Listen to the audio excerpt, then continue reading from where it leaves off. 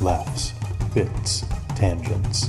Matt and Mike, virginal fans, began watching One Piece and everything the show had to offer, and their nonsense ideas drove them to create their podcast. Buggy the Clown is back. Fuck, fuck. This is a One Piece podcast.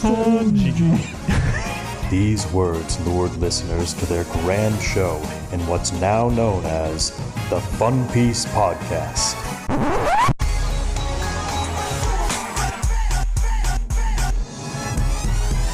Yayo, yayo, yayo, ho ho, set sail for Fun Piece. It's the name of the podcast with Matt and Mike.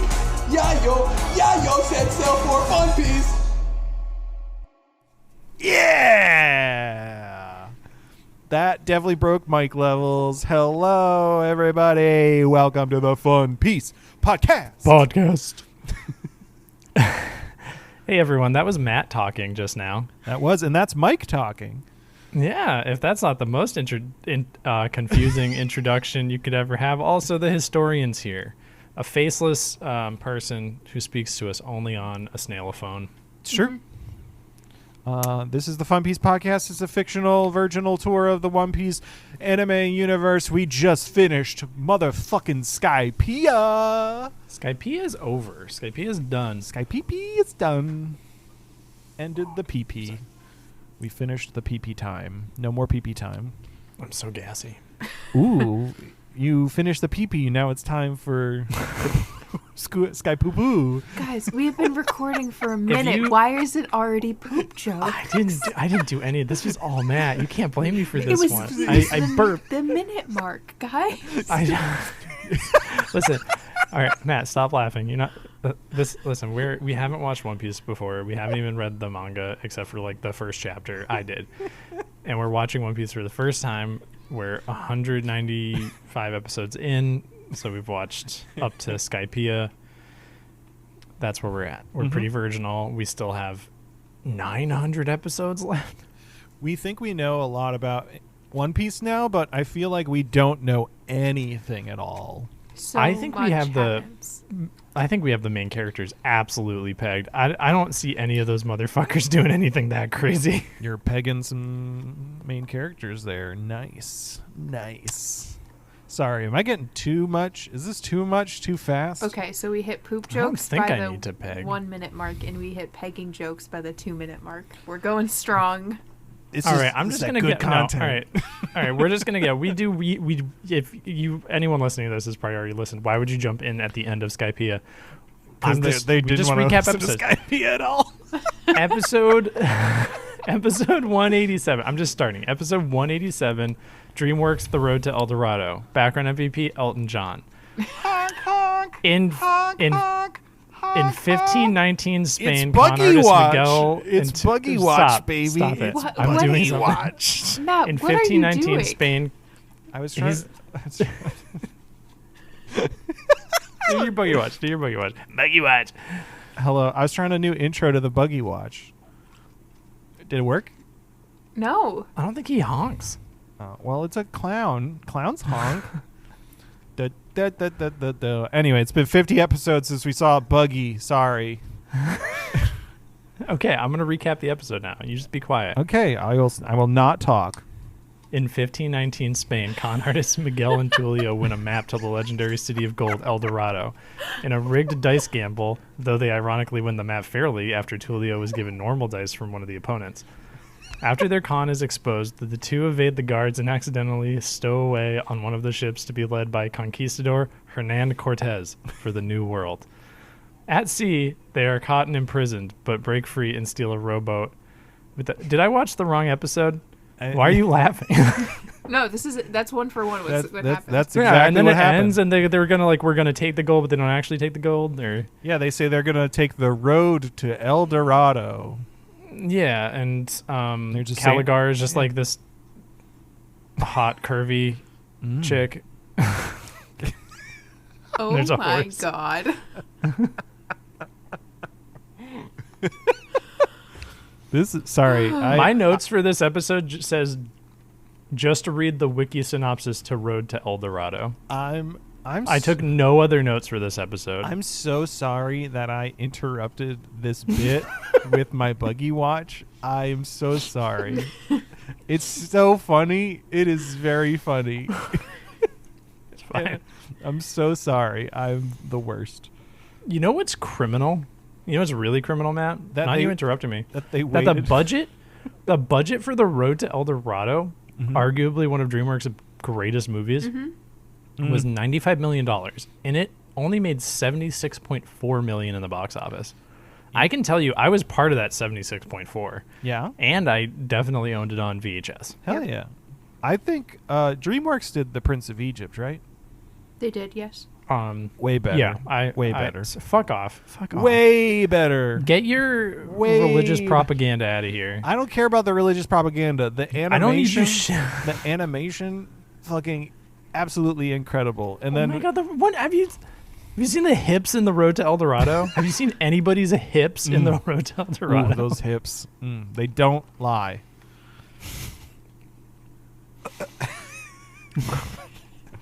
I took. There's a video game. I took 2.5 pages of notes in my new Notebook D-Dragon for my handwritten notes. If you want to see a picture of that, folks, check out our Discord. It's in the description. Links in the description. I took some notes. Would you like me to recap? Yeah, you can recap. I know you just did a recap of the whole episode. It's just like this goes on for 3 episodes. It does. And how the fuck? I watched this as Historian instructed us. I watched these 3 episodes straight through. Historian was also there when I watched these 3 episodes. This is, I will say, this is a beautiful love story. It is absolutely a love story between goddamn Calgara and Mont Blanc Noland. It is very sweet and loving and wonderful, and it's like emotional at the end. Historian was crying on the couch next to me as we were watching. We're not going to talk about it. I just said it out loud. Sorry. It's recorded now, so it has to be on the podcast. But like I did enjoy the storytelling within these 3 episodes. I wish they did it like 15 episodes ago. To have any context for why any of this, and this is something that will not affect you on a rewatch, because on a rewatch you'd be like, I know what actually happened, but us are just like, oh, these guys were friends, that's why the bell's important. Yeah, it gave context, and I understand like the device of it all. It's like what's the mystery? Why is I feel like throughout they kept like throwing in these moments where it's like the Shandorians have a reason why they want to get to this place. The Straw Hats have a reason why they want to get to this place. The Skypeans have some sort of reason that they don't really know about why they care so much about Shandora. And it's like, why I just wish that they had plugged these 3 episodes into as soon as Robin discovered the city, like literally 12 episodes ago. We could have, then it could have been like, oh, because Robin is literally like the fucking archaeologist, anthropologist, whatever, where like she could have been like reading context from like runes and shit and like brought this to life. And then I feel like that would have made me care so much more about like when the epic battle was happening and all of the different people were fighting, because then me as an audience member the whole time would have been like, no, you shouldn't be fighting because you have that, like, why they just need to talk and they're not talking, and like the same sort of feeling I was feeling during fucking Alabasta when like Koza and them just need to have a fucking conversation. Well, I'm gonna say it recontextualizes Wiper as being a fucking idiot. Wiper was told this story. This is the framing device of this is Wiper being told it as a kid. And so this fucking chode knew that Blue Sea people generally, as far as the Shandorians are, like, they are cool. They're cool people that are helpful. Yeah. So like he should have been like, oh, those guys are from the Blue Sea. Maybe I should ask them for help. The entire time. I don't understand why he had any sort of arc being like, oh, I guess I'll trust them. He should have been like, they don't have little balls on the top of their head. I am okay with them. Yeah. They don't have a star on their chest. Yeah, we can play volleyball. That's a reference to Dr. Seuss. All right. Anyway, historian, how do you feel about our dissection so far? Some of it I agree with, some of it I don't. I had the realization when I was watching, specifically these 3 episodes again with Matt and the further episodes to finish off Skypiea. I mentally prepared my argument in the back of my head for if you guys were going to shit on this, because I was like, there's always the possibility. It wasn't bad. It's just the timing of it. Wish it was weirder. The timing wasn't great. I mean, the first time I watched it, I really liked it because I got blindsided by these backstory episodes. I had no idea we were going to get further information. So when we were given, I mean, some people take it as a love story, some people don't. I take it as, a very strong loving bond between these two that transcends space and time, lovers. which broke me wholeheartedly. And the argument I had in the back of my head was, you can't shit on Skypiea if you liked the movie Holes, because Skypiea is just holes. It is a curse and a miscommunication carried through generations to be completed by generations later. And think about, you don't know shit going into Holes until the end, until they're dying in the middle of the desert. Do you realize? Are you saying that Nami was the Stanley Yelnats to Luffy's Madame Zeroni, carrying him up the mountain? Not read or watched Holes since carrying him up the mountain school. Of Giant Jack to get to the Golden Bells / onions and peaches and sploosh. I don't know if that is the specific contrast I would draw, but yeah, Luffy is the Stanley Yelnats of this story. He is delivering Mont Blanc Nolan and Wiper's original intention to keep the bell ringing so Mont Blanc could find his way back to Skypiea. And then he didn't, and he got publicly fucking executed, being accused as a liar to keep his friend safe. It's fucked up. To be fair, he's kind of a white savior. Also, his face sucks. I hate his face so much. I actually really liked his face. I would watch an entire show where the main character looked like that. I fucking hated his face so much. No, he just looked like Tintin, but jacked. He was like a sexy Tintin. Do you guys remember, maybe 5 episodes into this podcast, and you guys were talking about who you would cast Dave Bautista as? And I said a name you guys did not know until now. I would have casted Dave Bautista as Mont Blanc Nolan. Yeah. Okay. I'm for it. Dave Bautista's Mont Blanc Nolan. Who's Calgara? That's what I want to know. I mean, the surface level answer is Jason Momoa, but that's not right. I don't like Jason Momoa's acting.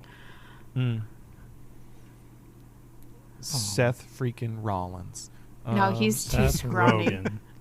Oh, God. Hey there, Nolan. I like my bells. Pat,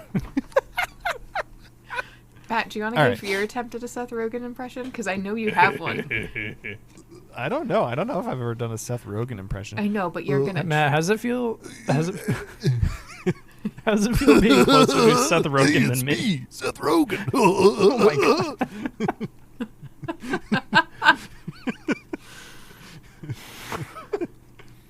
Who wants to smoke some weed? That's what I got. That's the best I could do. Is that really loud? If there was a scale of not Seth Rogen to Seth Rogen, Matt, you are closer to the Seth Rogen on that scale. How does it make you feel? It feels fine. I mean, I feel like he's. I feel like people respect him in Hollywood these days. Yeah, I think he's gonna make a good Ninja Turtles movie. Yeah, it's gonna be great.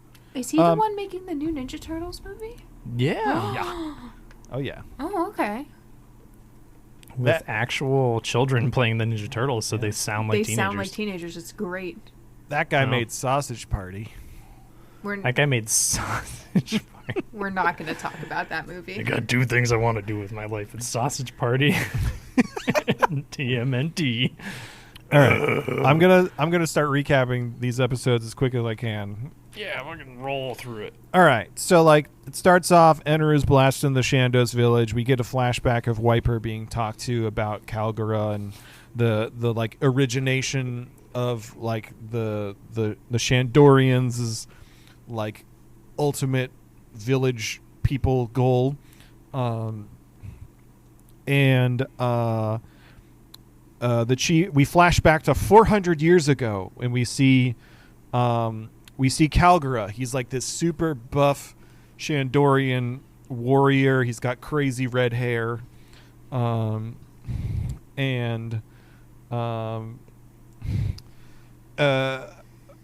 don't know why. Someone says this quote at some point. Sorry, I'm already going on a tangent.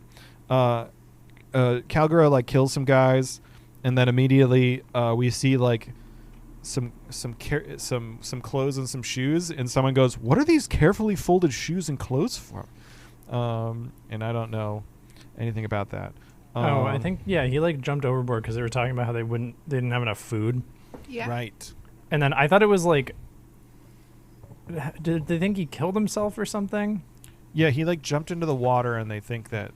Yeah, Nolan but he killed just himself. carefully folded his clothes and then jumped in, that's and then what it brought a was. big fish in, so you can be like, look how strong. Yes.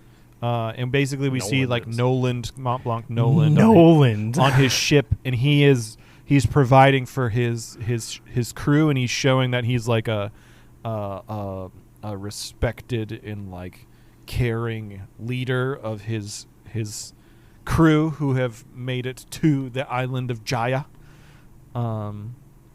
At this point, I got really mad because okay. the Shandorians are Yes. on Jaya when Yes. Jaya is still intact. Is it, you gonna bring up the wings? Yeah, why the fuck do they have wings? Why do they have Why the wings? fuck do Why they the have fuck wings? do they have wings? Why the fuck do they have wings? They're on the fucking island on the blue sea / I figured they, like, I don't understand. Crossbred with the Skypeans, and then they all had wings That's what I after thought, too. generations. That's what I thought too. But they have fucking wings when they're on their regular island. Historian. Historian, why are there wings? Why are there wings? Why do any of them have wings? They don't do anything. Can I give you my honest answer? Yeah. Yeah. Okay, so first part is I don't know, and second part is it looks cool. It doesn't. I don't think the wings look cool on anybody. All right. You know who the coolest Skypean is? It's fucking Gonfall. You know what Gonfall doesn't have? Wings. It doesn't have wings. Hell yeah. All right. Anyway. The coolest looking Skypean is Gonfall. Yeah. And he doesn't have wings. You know who looks good and has wings, actually? Wiper? It's Pierre. Oh, yeah, that's true. Pierre. No, Wiper can suck a butt. Wiper Wiper's a has- fucking idiot. Wiper has Wiper's one a wing. fucking One-winged angel. idiot who doesn't understand the concept of death enough to die. That's fair. All right. We're going to move on from the wings. We will bring it up maybe next week. Listen, one thing people will learn while... Okay, wait, no, What? there is a legitimate explanation for this that isn't fully elaborated. Okay, that makes There. sense. To attract mates. Can we like social media at Oda and just be like, why the fuck do Skypeans have fucking wings? Well, no, there is an answer. It's just like you get vague. Do we get it? You get it's not spoilers because it's Oh, okay. heavily hinted towards in Skypiea, I guess, but it's one of those things that it's like it was probably revealed in an SBS or like, you know, in cover panels in the manga. There's stuff like that doesn't get elaborated. So originally there were 3 tribes in relation to each other. So we have the Skypeans, Shandia, and then the Birkins, which is where Eneru is from, that he destroyed. The Birkins. The Birkins. The Birkins stock. So they are like cousins all they have is of each standals. other. All they have is standals at the Birkenstock. Wait, so what was the reason there's 3 and then there's a Birkenstock joke? Well, I There's made three I made the bad joke. That made a bad joke. But yes, it was the 3 tribes that, like, you know, are like sister tribes, cousin tribes to each other that all lived, you know, in adjacence with each other. So the Skypeans were Blue Sea people at some point too? I don't think so. They I think they've always been up there. All three tribes though originated from the same thing. I mean, there's stuff you guys are going to talk about later in the episode, specifically with what happens to Eneru and where he decides to go. That these three Stupid. Yes. So stupid. But in the mythology of One Piece, these three tribes originated from there. The moon? They came from the moon? Okay, whatever. I need to keep recapping. That's the funniest shit I've ever heard. They came from the moon.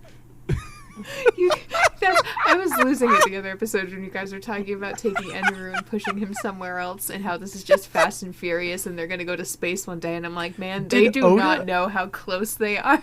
They fucking Did came. Oda like introduce Eneru and was like, I fucking hate this character so much, so he just shoved him on the moon. We're going to send Eneru to the moon. Oh my god. All No right. one gets stuck in the ground. I don't know.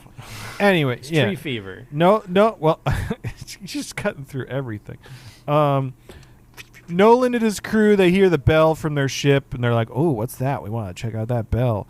They get on land, and they see a Shando girl and who's sick, and they're like, oh, they have tree fever. I'm going to help them. We see a big old, we see like the Shandora city of gold and all that shit. We see a big snake that's apparently a god named Kashi. It's very similar to the other snake. What? Not for long. Not for long, no. We see a weird shot of some 3D stairs, like 3D animated stairs, which I Yeah. did not like at all. Hey, And basically, really living it up with those. yeah, basically the Shandorians are about to sacrifice Kalgura's daughter to the snake god so that they would hopefully cure this tree fever that is spreading through their village. And then Nolan kills the snake, and he's like, what are you doing? I could just give you medicine instead of you sacrificing a person, you idiots. Rolls in. He's like, you dirty savages. Yeah. It's very Like, white Nolan, savior. chill. It's very white savior. It's very much like he's like, you don't know. Why don't you know anything about modern medicine? I've got this right here for you. Shut the Dude, fuck there's up. like a fucking like a box, like a list of things to check off. I would love to hear indigenous people's take on this. It'd be very interesting. Be like, how do you feel about them all just like, we go from sacrifices on an altar to tree spirits to like Yeah. white dude telling them they're all stupid because they don't understand what medicine is. Yeah. And then they're like, wow, thank you so I don't know. They're like, here, take Like, all of you're our so golden smart. riches. Look at his sensual bulbous nose. He knows so much. I don't like his bulbous nose at all. I mean, but You're hold on, just hold mad on. because you look exactly like Mont Blanc Hold on. Nolan, Matt. You look exactly like Mont Blanc Nolan. What is he? I don't like whatever Matt's doing. Matt's Also, making faces. hold on. It's technically not white savior because Julio and Miguel are from Spain, but it is still colonization that is happening. And worse, they show up and they actually pretend to literally be human manifestations of deities. yeah. But they're also fucking set up as evil con artist idiots who then realize what they were doing and that they let a bunch of people there. And then they realize that, like, oh, actually the culture of these people was more important than whatever selfish thing we wanted. But Nolan just imposes his science and beliefs onto these people. I'm just saying, Miguel and Tulio, they're going to fucking take the cake over Nolan any day. Would they win in a fight? No. He is a botanist. He's fucking Tintin. He's a botanist. He's like, big let old me Tintin. doctor your village up, or you can kill me if it doesn't work. And the chief is like, sounds good. Let's see what he does. I'm interested to see. Nolan was like talking with his crew members about like how this village hasn't seen any progress, and I was like, what does he mean by progress? I think he just means clothes.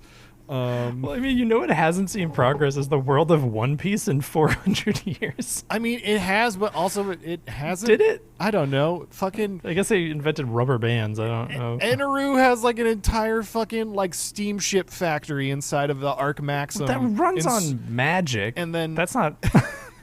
it runs on magic shells. You're telling me that? I mean, they probably have. I guess they don't establish that. Anyway. I'm sure later on they'll be like, oh yeah, there's a difference between that like 400-year thing. Yeah. But Anyway, a big earthquake happens, and then Nolan gets stuck in the ground. That's the end of episode 187. Episode 188. Do you think anyone has done smut of Noland and Calgara?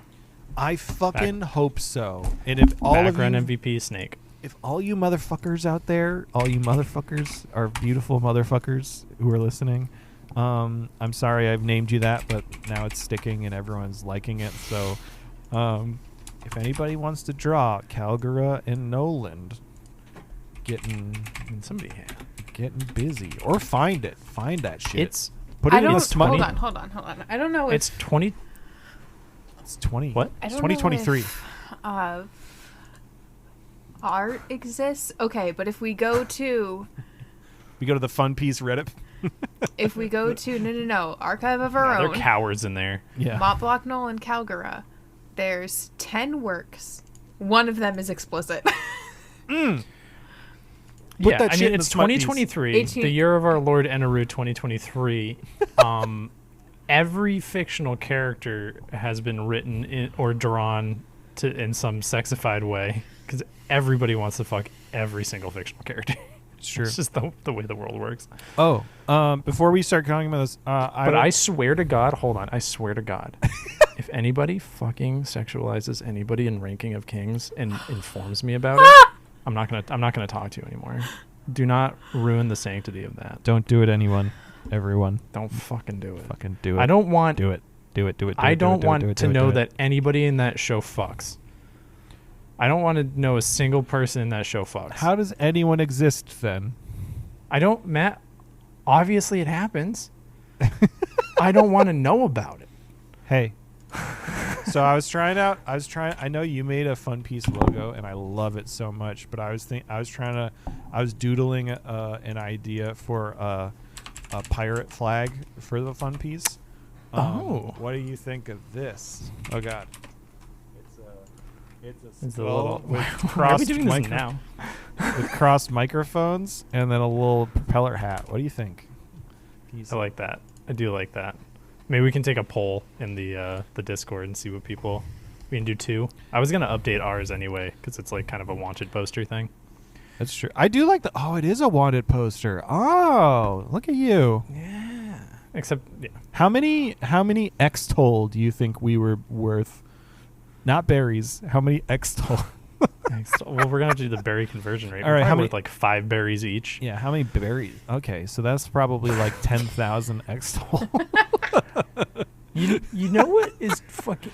You know what I learned about myself based on this? If I was in the world of One Piece, Yeah. I would be fine. I would be so fucking fine. Yeah. Because there's no way I'm not at least on Usopp's level, right? Yeah? Strength wise. That's true. Yeah. Oh, yeah. Yeah. Oh, yeah. Right? Like, he's just a dude. I would be able to survive anything. Nobody can. I don't think anybody has invented the concept of. I don't think the concept of death has been like conceived. We'll get into this later. The more time is going on, the more I'm thinking that I'm like, maybe this is like a weird limbo and everyone's just like dead. Like, no. Anyway, Nolan's stuck in the ground. He's yelling stuck at in the Calgara, and he's like, Seto Kaiba's there. Seto Kaiba. He protects the explorers. Fucking Nolan explains what medicine is. Then a small snake shows up. I don't know. It's a Small little baby. He does a little thing. Calgara saves Nolan. Then Nolan and his crew save the village with their modern medicine. And Calgara's like, "Oh my god, this guy's so fucking cool." So then he shows Nolan the city of gold in Shandora. There's like tree fever is the disease that was impacting them. Yeah, basically Nolan's like, I know exactly what this disease is that is ailing your fucking village. Just let me fix it. So then they do, and the village is saved, and everyone's like, whoa, shit, this modern medicine shit, that's pretty cool. So then Calgaro's like, here's the city of gold. Take as much as you want, except for the bell, because you saved our village. And then they're like, seriously? Cool, thanks. We see there's a poneglyph. Yep. Calgaro talks about how it's important because somebody once said it was, so they gotta protect it. Yes. We hear once again that where the city of gold is, Shandora is the right eye of fucking the Jaya. Means and Shandora literally means the skull's right eye. Yes. The bell is also known as the fire of Shandora. So when they say light the fire of Shandora, that means ring the bell. Yep. And then Nolan and Calgary are best friends until they aren't. Well, maybe they had. Well, I mean, they had a rough time. They had a rough bit. Is this the episode where Calgara's like, "Hey, Nolan, you should marry my daughter," and Nolan's like, "She's 12." I think that is. I'm pretty sure that is in this episode. And he's like, no, I have a wife at home. And that's the reason at first why I thought they were like, fuck this guy. He doesn't want to marry my 12-year-old. And I was like, well, he also says, I have daughters her age. And it's like, that's kind of weird. Good on you, Nolan, I guess. Nolan's many things, but he's not a pedophile. Yeah. And literally, so far, I don't think we've experienced any pedophiles in the world of One Piece. It's true.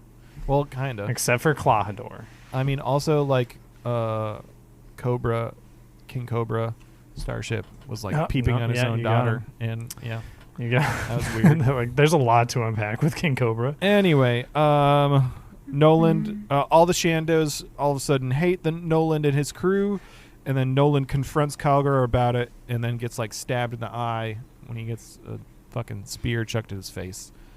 This is the part where Calgar starts shooting up in the air and screaming. Yes. And that's the end of the episode, basically. Yeah, and then we get into episode 189. A.K.A. this should have happened like 18 episodes ago. Background MVP, public executions. Yep. We see Nolan and his crew are all very sad that the Shandos hate them now. And then Calgara's daughter, Moose, shows up. It's me, Moose. I'm Calgara's daughter. Hey, it's me, Moose. I'm a daughter of Calgara. Why can't I marry your old man, Captain? I love him. He killed a big snake. He looks just like Tintin. I like One his day I'm gonna give birth to a guy named Sanji. Nolan's gonna give me a great-great-grandchild named Sanji. The thing is that Nolan's crew cut down some trees. Yes. And the Shandorians believe that the spirits of their ancestors live in the trees because they're drawn there from the bell. Yes. And they cut them down because they were infected. Yeah. And they explain this to Moose, who goes to tell Calgara. In the interim... What? What happens in the interim? Well, I was just going to say, Nolan tells his men to leave the treasure behind that the Shandorians gifted them. And they're all like, but so they have like no proof that they were there. Yes. And then they take off in their ship to leave. And then you were going to say, Moose. Just like El Dorado. Moose tells. Yeah, Moose tells Calgara. Then Calgara's like, damn it, I can't quit you. Nolan, and runs all the way to yell at him from the beach, crying, and then some other people ring a bell. Yep. I'm really underselling this. I know. It's really emotional. Yeah, it is. It's just like, I mean, not a lot happens. Yeah, I mean, it's like, I don't know, maybe I'm a bad person. I just didn't care that much. It's just like this like missed opportunity where Nolan's off in his ship and he's thinking that he'll never be able to see the Shandorians again and see Calgara, who he created this beautiful, loving sexual relationship with. And then Calgara is like, oh my goodness, I misunderstood the situation. They were continuing to save our village and the forest around us by cutting down all those trees. I have to go let him know. Ring the bell so he can hear and know that we're still friends. And then Calgara gets to the shore and he's like, Noland, I still love that dick. And then Nolan's like, oh my goodness, he still does. Oh, we'll see each other. I can't wait to go home and tell everybody about it. Yeah. And then when we come back, it'll definitely be here. And then it isn't. Yeah. And a water spout goes, pew! Yes. And then they fight some Skypeans, and it's a bad time for a while. And the bell goes, woo, up in the air and lands on a cloud. Spoilers.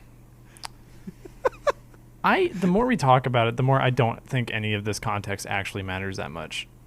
I mean, I think it gave context to... It gave emotional context. It gave a lot of emotional, like, value to everyone wanting to ring the bell and building to the moment where Luffy finally rings the bell. Mm-hmm. Because ringing of the bell was this big symbolic gesture of like friendship and love and the end of war and like the spirit persevering through all of the like mayhem and chaos and darkness that has been brought to Jaya and Shandora and Skypiea and shit through all Enaru and stuff. So like I understand it. I just wish the context was given to us just a little earlier. Yeah, I don't know. I feel like it was all summed up in a sentence before. I don't think it was detailed enough, though. Yeah, but it's also, I don't know. I feel like the most important part of this whole flashback thing is that now I know that the snake has a name. And the snake is the only one with like lasting emotional like impact. Is that the same? Is that the same? It's the same snake. Oh. Yeah, it's the same snake. That's why the snake I was curious about that. goes to help them knock the tower over because it remembers. I was curious. I don't know if that was just like a Yeah, he like grew a up. great. Okay. Nola. That's Nola a the snake. 400-year-old snake. He's a big boy. Yeah. He's growing. That's an old snake. Yeah. It's the whole reason we got that entire backstory, so you can be like, yeah, the snake, same one. Anyway, yeah, Mike said it basically. Nolan and his crew came back to show the fucking city of gold and shit, but it had been blown up into the air by the geyser. And the, what's it called? The knock-up stream? Waters. Yeah, knock upstream. So then Nolan gets executed for being a liar, even though he wasn't lying. He wasn't lying, but they thought he was. And then they got like a false witness and shit. Yeah. Crazy. What a shitty town. Yeah.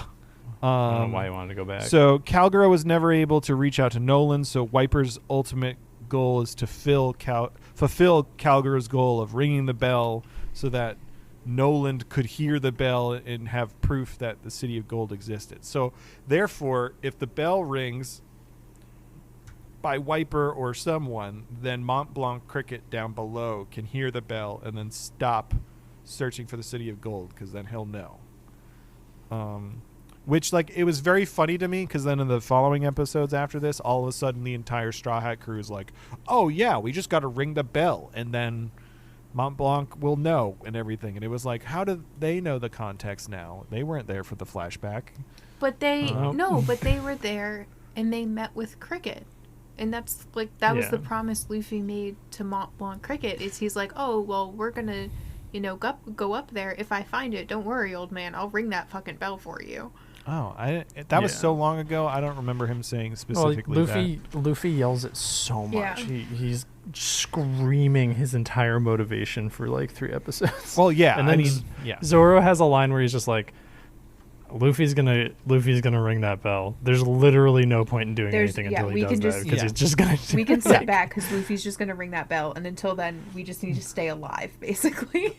Gonna ring that bell. Anyway, the end of the episode, we pop back to the present. Eneru's just blasting shit, and then we see Luffy and Nami like running up the big giant Jack Beanstalk, and Eneru hears the two of them coming up, and he's like, "Oh, insolent pests! Well, I'm a god." Blah, blah, Eneru, Big man. Then we get into episode 190. Eneru commits a war crime poorly. Background MVP, that one baby that Eneru nuked, but is probably fine. Ooh. Nobody died. Nobody died. Nobody died. I shouldn't sound bummed about that, but You expected more civilian casualties for an arc like this. I mean, does fucking Arlong even kill anybody except for Bellamere? I mean, maybe. He might kill some folks. I'm just trying to think back if we saw that. Even Clawdor couldn't kill anybody. Granted, he tried to kill the most powerful character in One Piece. Usopp? Sorry. No, Usopp's the second most powerful. So Mary, then Usopp. Oh, right, Mary. Yeah, fucking Mary. Yeah, it's crazy. I'm curious if this is going to be a theme with One Piece, if we just never have to worry about anybody being dead. So Luffy and Nami are heading up Giant Jack.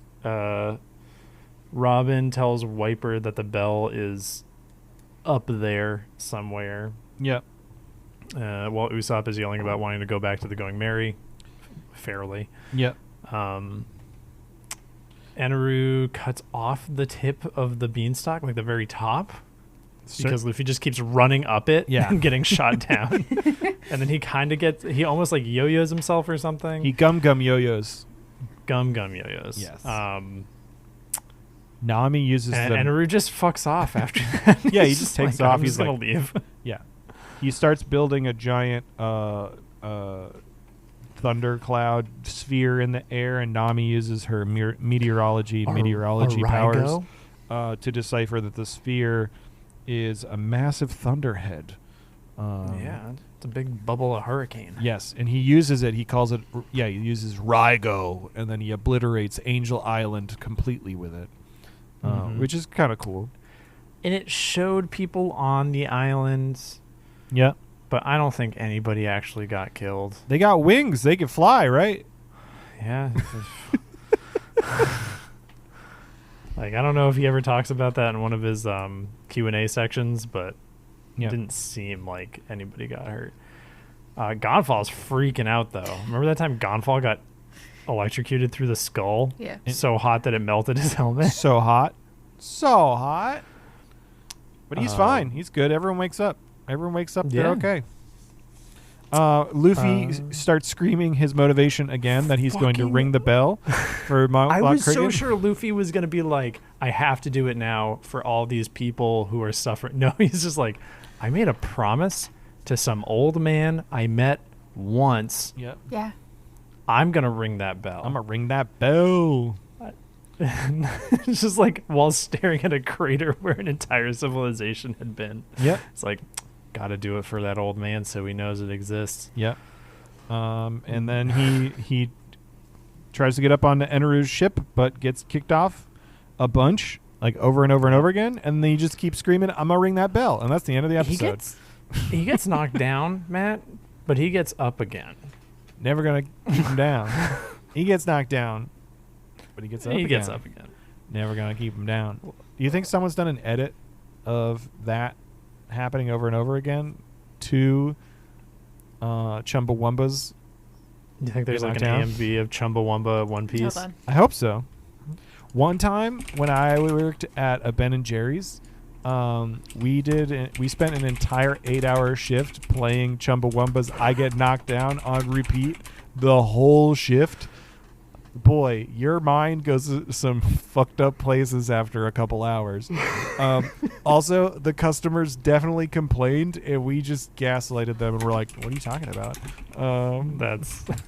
It was There's one time it's okay to gaslight, and it's for Chumbawumba. It's for Chumbawumba. I can. Hold on. We did that with a different song too. Oh fuck, what was it called? There is. This is from 2004. Yeah. We did a different shift where we did an 8-hour shift, and we played the song "World Hold On" by Bob Sinclair for the whole time.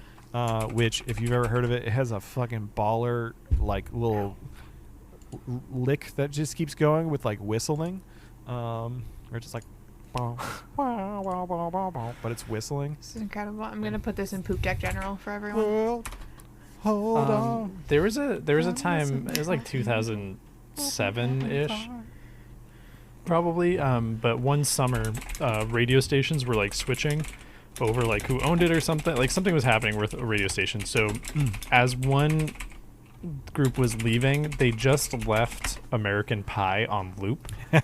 And it played for like a week straight. And anytime I'd leave the house, I would turn on the radio low. Yeah. But like high enough you could hear it faintly when it was quiet, and I would just leave the house, and like it drove my parents insane. That's awesome. It was non-stop. It was criminal. It was so good. I love it.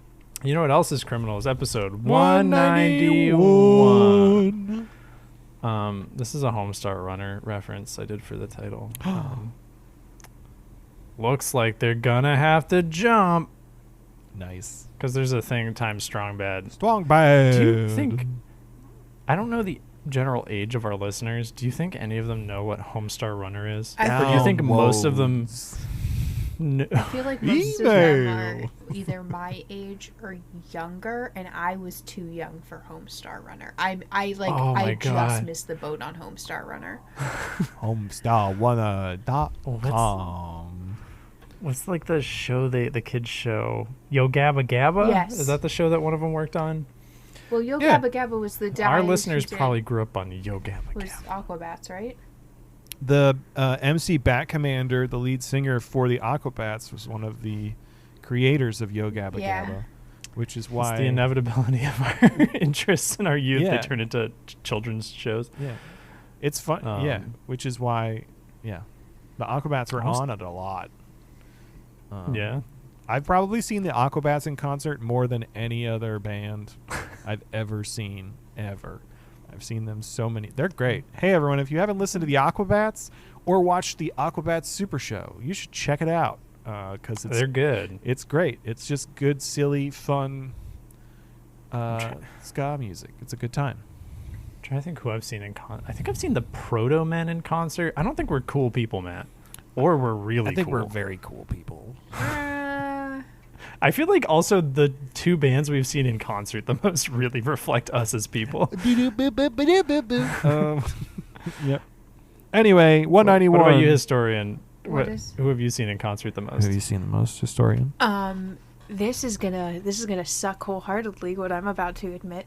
The two bands I have seen the most, tied for the most amount of times, because there was a point in my life where I was going to school online and had a large source of income for myself. I have seen both Panic at the Disco and 21 Pilots at least a dozen times each. Oof.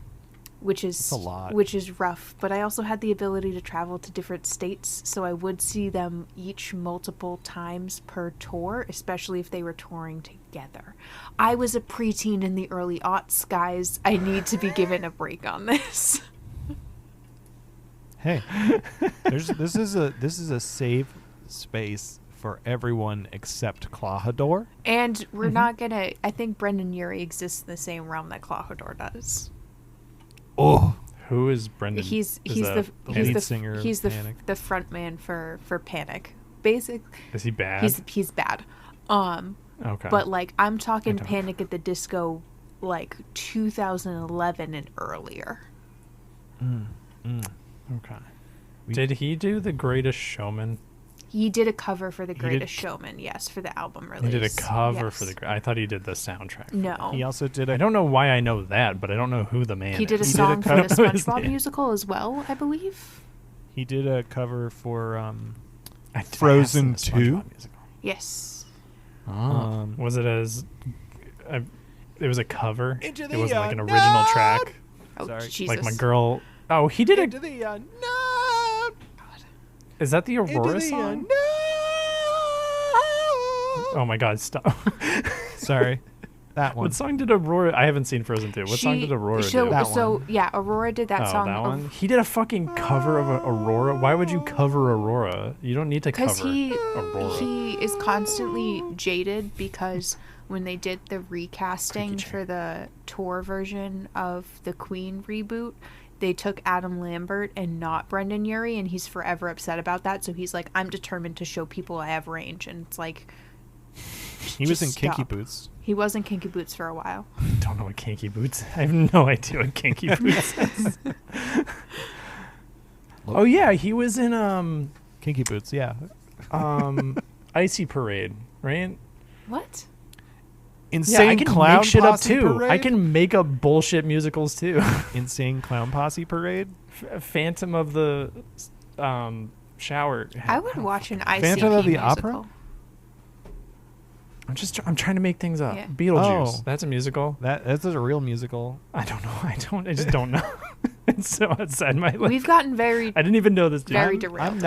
I'm not a musical theater person, even though I work in the theater and I work on musical theater. I'm not a musical theater person, but I do know stuff because I absorb it adjacent. That sounds like I don't- something like, I a don't- musical theater person would say.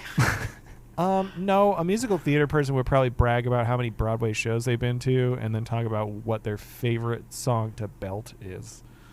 What's your favorite song to belt, Matt? Tell you to watch Hamilton. I don't have one. Is it Suddenly Seymour? It's probably Oh yeah, hell yeah. it's probably Man, this, Little Shop of Horrors is so fucking good. that is a good musical. I think my favorite song to belt is Dark New World by the band Beast in Black. That's my most recent exploration on Spotify. They're like a fucking like, I don't know. I like fucking like power. It's power metal. Iron Maiden. Yeah. Not screamy, like belty, like. Anyway, we should get back to episode 191 because this is a Hold on, One that- Piece okay. podcast. Listen, yeah, hold on. One Piece can wait. It made us wait. We can make it wait. It's true. Made us wait. One of my favorite belt out songs is "No Easy Way Out," featured heavily on Rocky IV. Oh hell yeah! Um, Hell yeah! Let's fucking go. Do you, historian, have you ever watched any of the Rocky movies? I have never seen a Rocky movie in my entire life. Shameful, I am I'm working convinced on it. if you fucking enjoy One Piece, Yeah. you would love Rocky. Yes. Oh my God, Yes. Rocky IV is a fight, a montage, a fight, a montage. There's a robot in it. There's a robot? Wait, it goes Yeah. real steel? There's a robot. It's not a robot fight. It's a robot that Ro- serves drinks. Oh. No. Well, there's kind of a robot fight, except it's a big Russian man played by Dolph Lundgren. That's true. He's kind of a robot. It's the like once Sylvester Stallone started writing and directing, it just became a Sylvester Stallone anime. Yeah. Where Okay. he I mean, the first Like- one was basically a Sylvester Stallone anime as well, which he wrote. well, the first one is like really good. Like that is genuinely a good movie because like he is on point with his acting, his characterization. He's not super rich, so you don't hate him yet. Yeah. Rocky by later in the movies is just a rich dude and you're like, I don't think you're the underdog anymore. But Well, that's why in 4 Anyway. he has to get back to his roots and punch a bunch of meat in a Yeah. barn. he's got to run through the tundra. Chased by a car. People flip over there. Yeah, chased by a Russian car. Talk about how evil Russians are. Oh my God, so good. Or not. Maybe it's not good, but I love it. And then he has a street fight in Rocky 5. It's fucking great. punch a kid. I shot a kid. I have not seen Rocky Balboa or Creed. Any of the Creeds. I got to watch the Creeds. I seen Creed 1 and Creed 2. I like them both. Creed 3 is supposed to be good. Yes. Episode 191. Back This to is a it. One Piece The podcast. milky roads between the Blue Sea, the White Sea, and the White Sea are gone thanks to Eneru's Rygo blasts. I wrote Skypean said about homegoing Kablooey. Yep. Amazon takes a Enru- photo. Amazon does take a photo. She's perfect. She is perfect. She is. She's wonderful. Second sexiest character. Enaru finds the bell. Yep. Luffy keeps trying to go up the beanstalk. Not working. No, he even takes the what's it called? The swoopy bike. The waiver? Mini boat waiver. Yeah. Nami sends down a message on a leaf to the others to cut the beanstalk toward Enaru's ship. Yes. And And then Zoro Zoro says, "Hey, Knight, which way is west?" yeah. And Enaru, I think as this is happening, Enaru is charging up another Raigo above them. Mm-hmm. Because he doesn't need to find the bell anymore. Yeah. And then Nami's basically got Fun fact based on me Googling things, as I am also constantly learning things about One Piece. So Raigo is in reference to Raigo in Japanese Buddhism is the appearance when Buddha shows up right before you die, but the cloud is purple that he's riding. So it's basically like the herald of death. But instead of the Grim Reaper, Buddha's just on a purple cloud this time. He's got that legendary mount in World of Warcraft. Like, Buddha, are you here to kill me? Nah, man. I just know it's going to happen. I'm just here to watch. I can't finish until somebody dies. Do you like my exotic mount? I got it at BlizzCon. Only 400 people have this. And I, Buddha, am one of them. Check me out. I'm Buddha. You better die soon because I got a raid. I've never played World of Warcraft. I kept trying in high school, but everybody would always load into the game naked and running into walls. Oh. So I played City of Heroes instead. Weird. Yeah. I haven't experienced that with World of Warcraft when I've played it, but hey. I think it was like an NAT, like open Nat? Yeah. Like the... I don't know. You have to do that shit anymore. Hey. I don't fucking... Hey. Are we still in Skypiea? We are. Nami's going to drive the way. Her plan is to have them cut down the... Sticking it They're out. going to cut down the beanstalk, and then she's going to launch off of the beanstalk with the Waver and Luffy in tow to get to Enaru. So then Zoro tells everyone to fucking run, and then he goes running to the vine, and I think I'm going to say it. Okay. That Zoro is my favorite character in One Piece.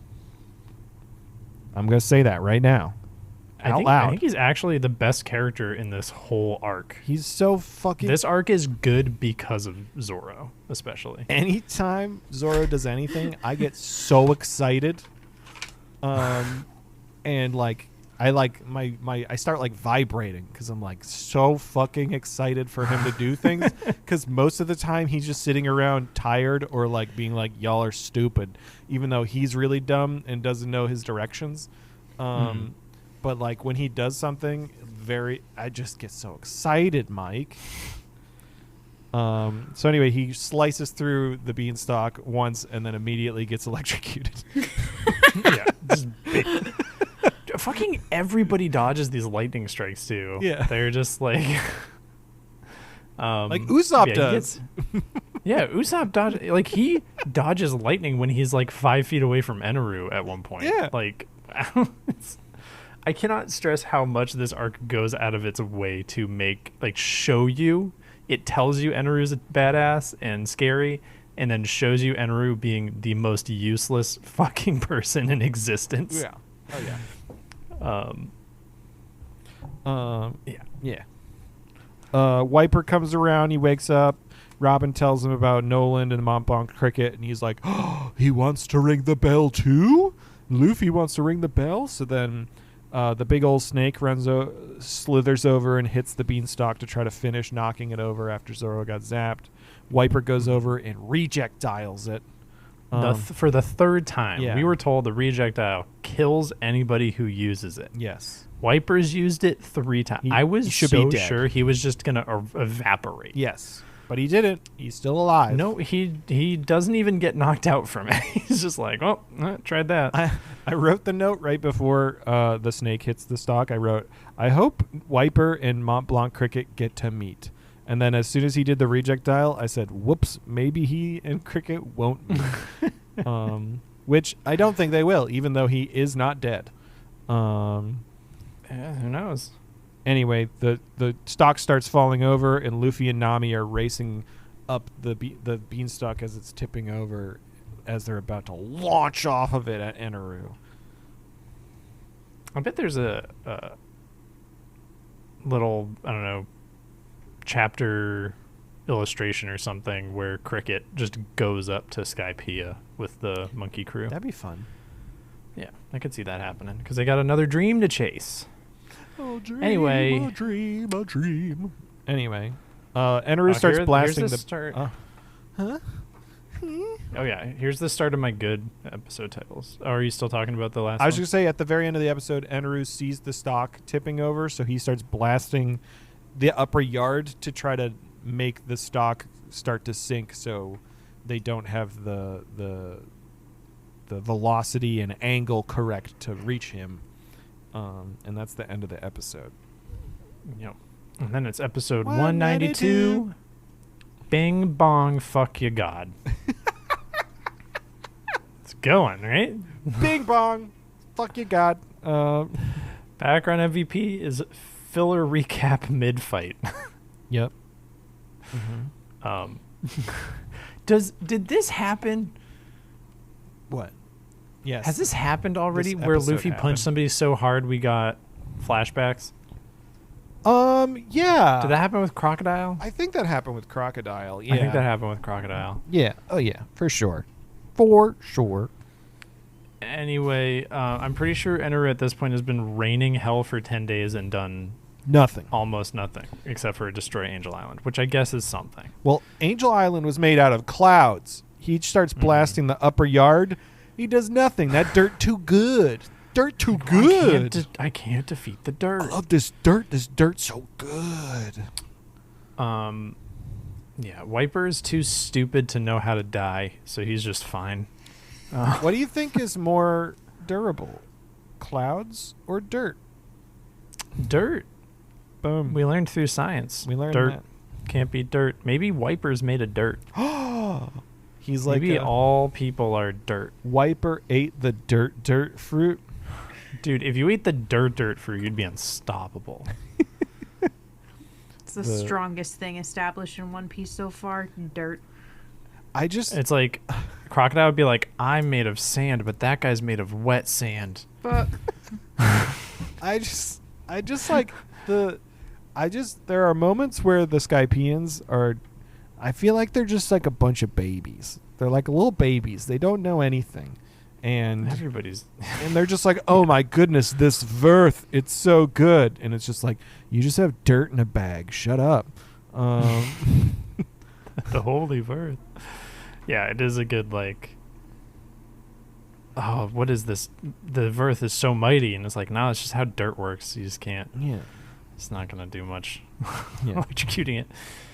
Yeah. I mean, the dude can't kill a person with electricity. I don't think it's going to do much to dirt. Yeah. Anyway, Eneru's making his an even bigger Rygo ball. Then Gonfall regrets some of his war atrocities that he's committed. He does. Luffy and Nami launch off the cactus. Sorry, not the cactus, the beanstalk. But instead of It was a big cat. instead of launching towards Eneru, Luffy throws Nami down and launches himself up towards the giant Rygo ball. To try to save everyone, and Eneru's like, "What?" I got so many questions about this. This is the most unrealistic thing I've seen in media in a while. How does Luffy know the word peony, and how does he understand like electric conductivity enough to think of this? So can I throw Or do my so Luffy launches himself into this giant thundercloud, which is like charging up. And what basically the show shows us is Luffy starts waving. He still has a giant golden ball on his arm, so he just starts waving this it entire time he has. He's waving it around all over the place in a gum firework to dissipate the electricity.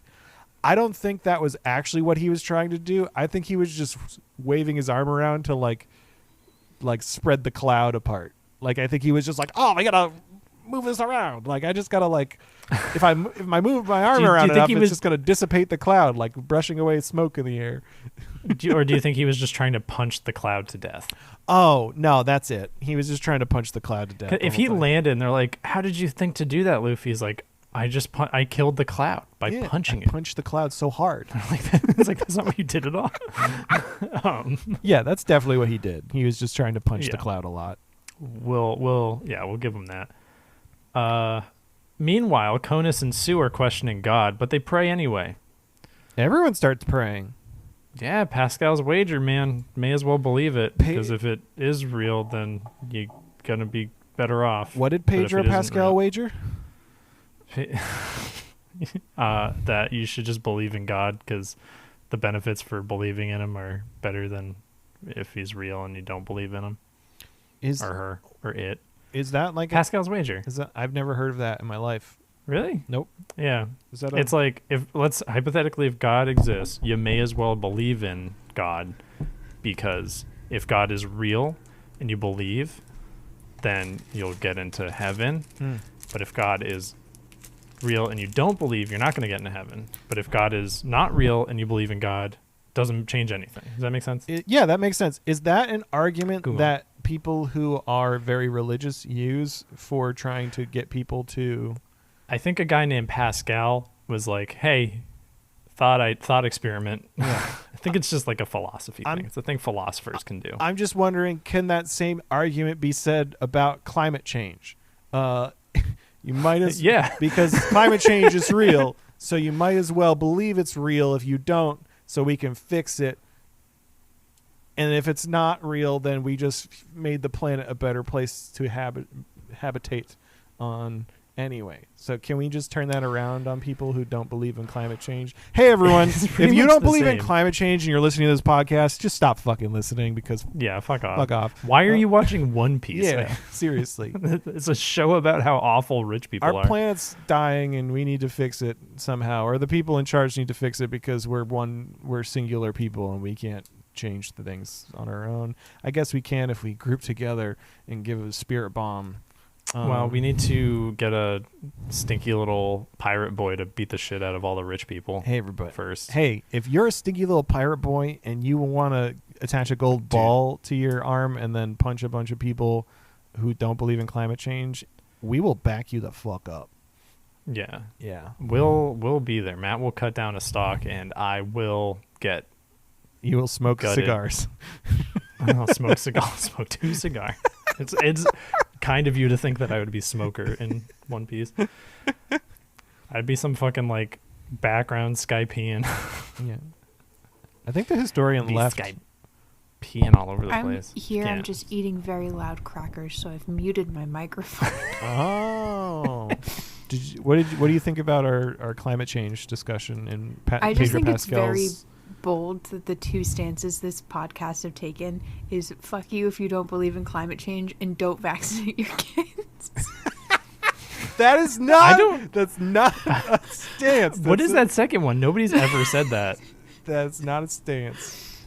Don't listen to that. If your doctor asks you where you got this advice, point them in the direction of the Fun Piece podcast. Don't. You should vaccinate your kids and Mike. You should vaccinate your mics too. You should vaccinate your mics. And also... I got vaccinated like a month ago.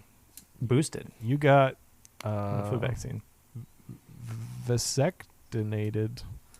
We're going to talk about my penis again? It's fine, because everyone has one. Anyway, Luffy pops the Rygo. Crocodile. Luffy pops the Rygo Crocodile bubble. Doesn't have one. Luffy, because Crocodile's a mom. Mm-hmm. Luffy pops the Rygo bubble, and then Crocodile lays eggs. Yes.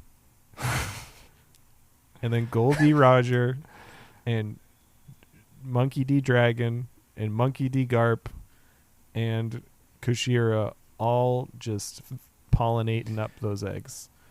Yeah, maybe they're like cuttlefish, where like the crocodile like laid some eggs, and then a bunch of like male cuttlefish just like scurried in and inseminated them. Cuttlefish. Luffy pops a bubble, and then a random guy down on the ground yells, "The mass of thunderclouds has vanished." And I thought that was hilarious, because it was like, again, it's just like a person in the background just being like, "Hey, look at that thing that we all just saw." And I just Oh, crazy. I just thought it was funny. Luffy goes to hit Eneru, and he turns himself into a giant electric man. Yeah. So the 200 million volt Amaru. Yeah. And I'm piecing things together. You can't escape images of One Piece. I've seen a big Luffy. I have seen a picture of a big angry Luffy, and he's got black arms.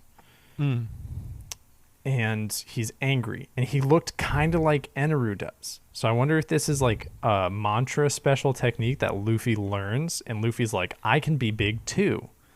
Because Eneru was big and thick. He became orbular. He did. And I don't know if that was all electricity or if he expanded his body. I don't know. You've been saying you've seen Big Luffy for like weeks, and because have you seen Big Luffy, Matt? I haven't seen Matt. Big Luffy. So every time you say Big Luffy, I just picture him having eaten a lot of food, and he's just fat. It's like that, but with big Matt, arms, you have and he's seen Big so Luffy. angry. I don't recall seeing Big Luffy. He's got Super Saiyan 3 face. You have seen Big Luffy, because we got that. Was he in the game? Yeah, he was in Jump Force. Was he? I don't even remember. I don't remember it in Jump Force at all. I barely remember Luffy in Jump Force. I remember Blackbeard in Jump Force. 'Cause he was big. I don't remember anything in Jump Force except for playing as Yu-Gi-Oh characters and using their cards. And that's it. That's all I remember. But what I do remember and recall in this One Piece podcast is Luffy seeing Big Eneru. Eneru stabs Luffy with a trident, and he's like, "Haha, I've defeated you." And then Luffy says, "No, earlobes." And then he gum golden rifles. He says, "You should never mess with me, earlobes." Yeah. And then he gum golden rifles and shoots his hand with the big golden bell straight into Eneru, shooting him backwards and basically smashing the golden ball into Eneru's face, into the golden bell, and he rings that bell. Luffy and the Golden Bell Eiffel Tower Eneru. They do. And everyone gets up. Everyone's fine. Eneru's bad at his job. End of episode. Oh, also he gets punched so hard that we get a recap of like everything that's happened. Yeah. So good. So fucking good. We get to see Eneru's life flash before his eyes, and his life has only been the past like 20 episodes. Yeah. Episode 193. Bong. Eneru, more like Enerboo-hoo, Bong. which doesn't work if you use Enel. Bong. Dude, that everyone was always like, that bell's so heavenly sounding. I can see why you were so enamored by it. You know what it fucking reminds me of? It's a weird like minor tone. It's not. Yeah, like it's scary. Yeah, it's very scary. It's a scary sound because it sounds exactly like the fucking bell in Majora's Mask when you're on like the dawn of the final day. It's like boom. It does. Weird. Boom, and it gets like closer and closer and closer, and then like everybody dies. Yeah, it's a scary sounding bell. I mean, it's pleasant, but it's also like haunting. Which maybe that's the point. What do you think, historian? I mean, I don't think it's necessarily a bad. It's definitely like an intimidating, loud bell. I mean, they do say, they're like, oh my God, it's angelic, it's so musical, like all that. And I'm like, well, maybe you guys are just starved for content. So Yeah, there's not a lot of entertainment. Yeah. They've Yeah. got soccer and nothing else. It's true. They've got big I mean, nuts. Getting Hey. nutted. Write in if you like the sound of bells, because I don't. I like the sound of I never get bells. like a church bell. I don't know. It always is like a little annoying. I gotta send you like German bells. It's a good time. Maybe I'm not. You know what? The Futurama bells. I don't know. The beginning. Oh yeah. Bing, bing, bing, bing. Yeah, those are good. I I guess I do like bells. Hey, the bells be What? ringing, Oh. and everyone's listening to the bells. And Luffy yells about everything he just did Yep. and why he did it. We immediately get an explanation about seeing when, like, fucking 40 episodes ago, when Luffy and them saw the giant shadow giants in the sea, and they thought they had wings, and they're like, oh, it's just shadows We cut to Cricket, and he explains everything. Yeah, he's like, oh yeah, those are just the shadows of the people up in the sky, and their shadows casting down onto the clouds. And then Cricket's there down below, and he hears the bell ringing, and then we see a Luffy shadow in the sky. Yeah, Luffy's God now. Yep. What was I gonna say? Oh, in the context of everybody getting up after taking a nap, do you think this is just like video game rules? You're like, everybody's really low on health, we'll just go rest at an inn, and then you wake up 8 hours later and you're fine. Yeah, 100%. Or you can eat a hamburger and it fills in a bullet wound. Oh yeah. Gut. Hey, they're in heaven. They're in heaven. They can't die. After we get an explanation for the giant shadow people, the Bell, Eneru, and his god ship fall, and the Skypeans are like, Eneru and his ship fell. Whoa. And that's that whole thing. And somebody is like, the bell rang, war's over. Yep. And we're going to hear about how war is over at least 2 more times, I think. Kind of. But then also at the same time, all the Shandorians are like awake now, and they're like, it's time to fight. Yeah, which doesn't amount to anything. They don't actually No, they don't. do anything. Also, Also, Loki is alive. Yeah. Remember when she died? yeah, she's alive. She gives Isa her bag of dirt. And so is the other guys. All the Shandorians, who I was like, at least, I mean, like, he killed them. Yeah. It makes sense he's not going to kill any of the main cast, but, like, he killed these other people who were, like, significant to this world. Actually, no. You know who didn't wake up, though? Bellamere? The Sky Priests didn't wake up. We don't know that. And all the goats? We didn't see any goats. No, we definitely see some Sky Priests later on. Well, we see the divine warriors. I'm saying like the 4 Sky Priests, like the ordeal of iron and the balls and the swamp. Those guys don't wake up. So the only people who are good at murder are the Straw Hats? Yeah. I mean, yeah, that makes sense. Tony Chopper has more kills under his belt than Eneru. Yeah, that tracks. It totally tracks.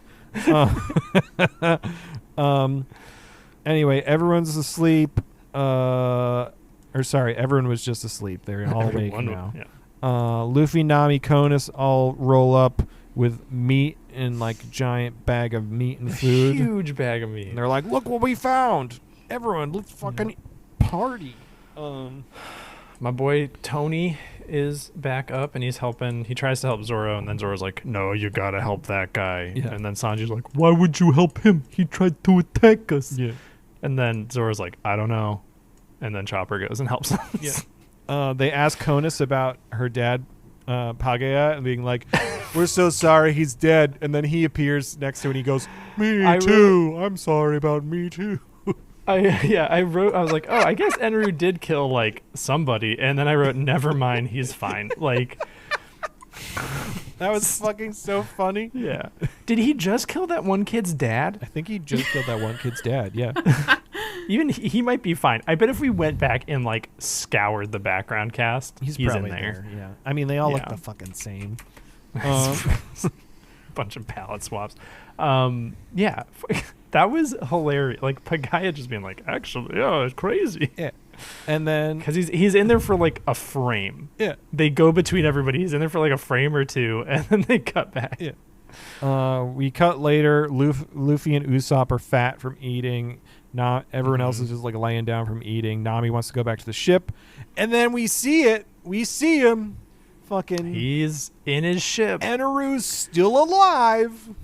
and he's got his dog next to him, and he's like, "We go to get to the moon, Gromit. Going to the moon. Cheese, Cheese. endless cheese worth, Gromit." So stupid. He's just fucking flying his ship to the moon. He did just get hit really hard in the head, so maybe he's concussed. So he's Got just some like, CTE. Endless worth. Do we get like an episode later on that's just 18 minutes of Eneru floating in space because he can't breathe anymore? Just you won't get an episode. There is a series of like manga chapter covers though that is about him landing on the moon and Oh my actually God. encountering the moon's current inhabitants. does he plant an American flag? The moon has inhabitants? Wait, yeah, what? There's people on the moon? There's little people. Does that come up? There's not in the anime. No, Is that important? It hasn't Is- come up in the anime. Is it important? No, I think it's. I mean, it's Okay. it's included in the cover stories. I don't believe, and I'm sure I will be corrected if I'm wrong. Is it just like Gaimon's cousins? It's hold on. Let me find a picture of them, and I'm gonna post them so you guys can be If mad. you left Zoro alone long enough, he would end up on the moon. Oh yeah, absolutely. Oh yeah. I fucking hope it's just like people in like trash cans and they look like Gaimon. They're not. But they've all got They wings. don't look. 'cause they're all from- They are kind of. They're not stylized exactly like Gaimon, but they do follow like a stature, I guess is what you would call it. They all look very similar to each other. Hell yeah. I don't think you can say that about moon people, historian. Yeah, that's really fucked up. Yeah, what No, the fuck? it's I know like- we just said all Skypeans like this. I know. Hold on. I just want to copy the fucking photo Wikipedia. Come on.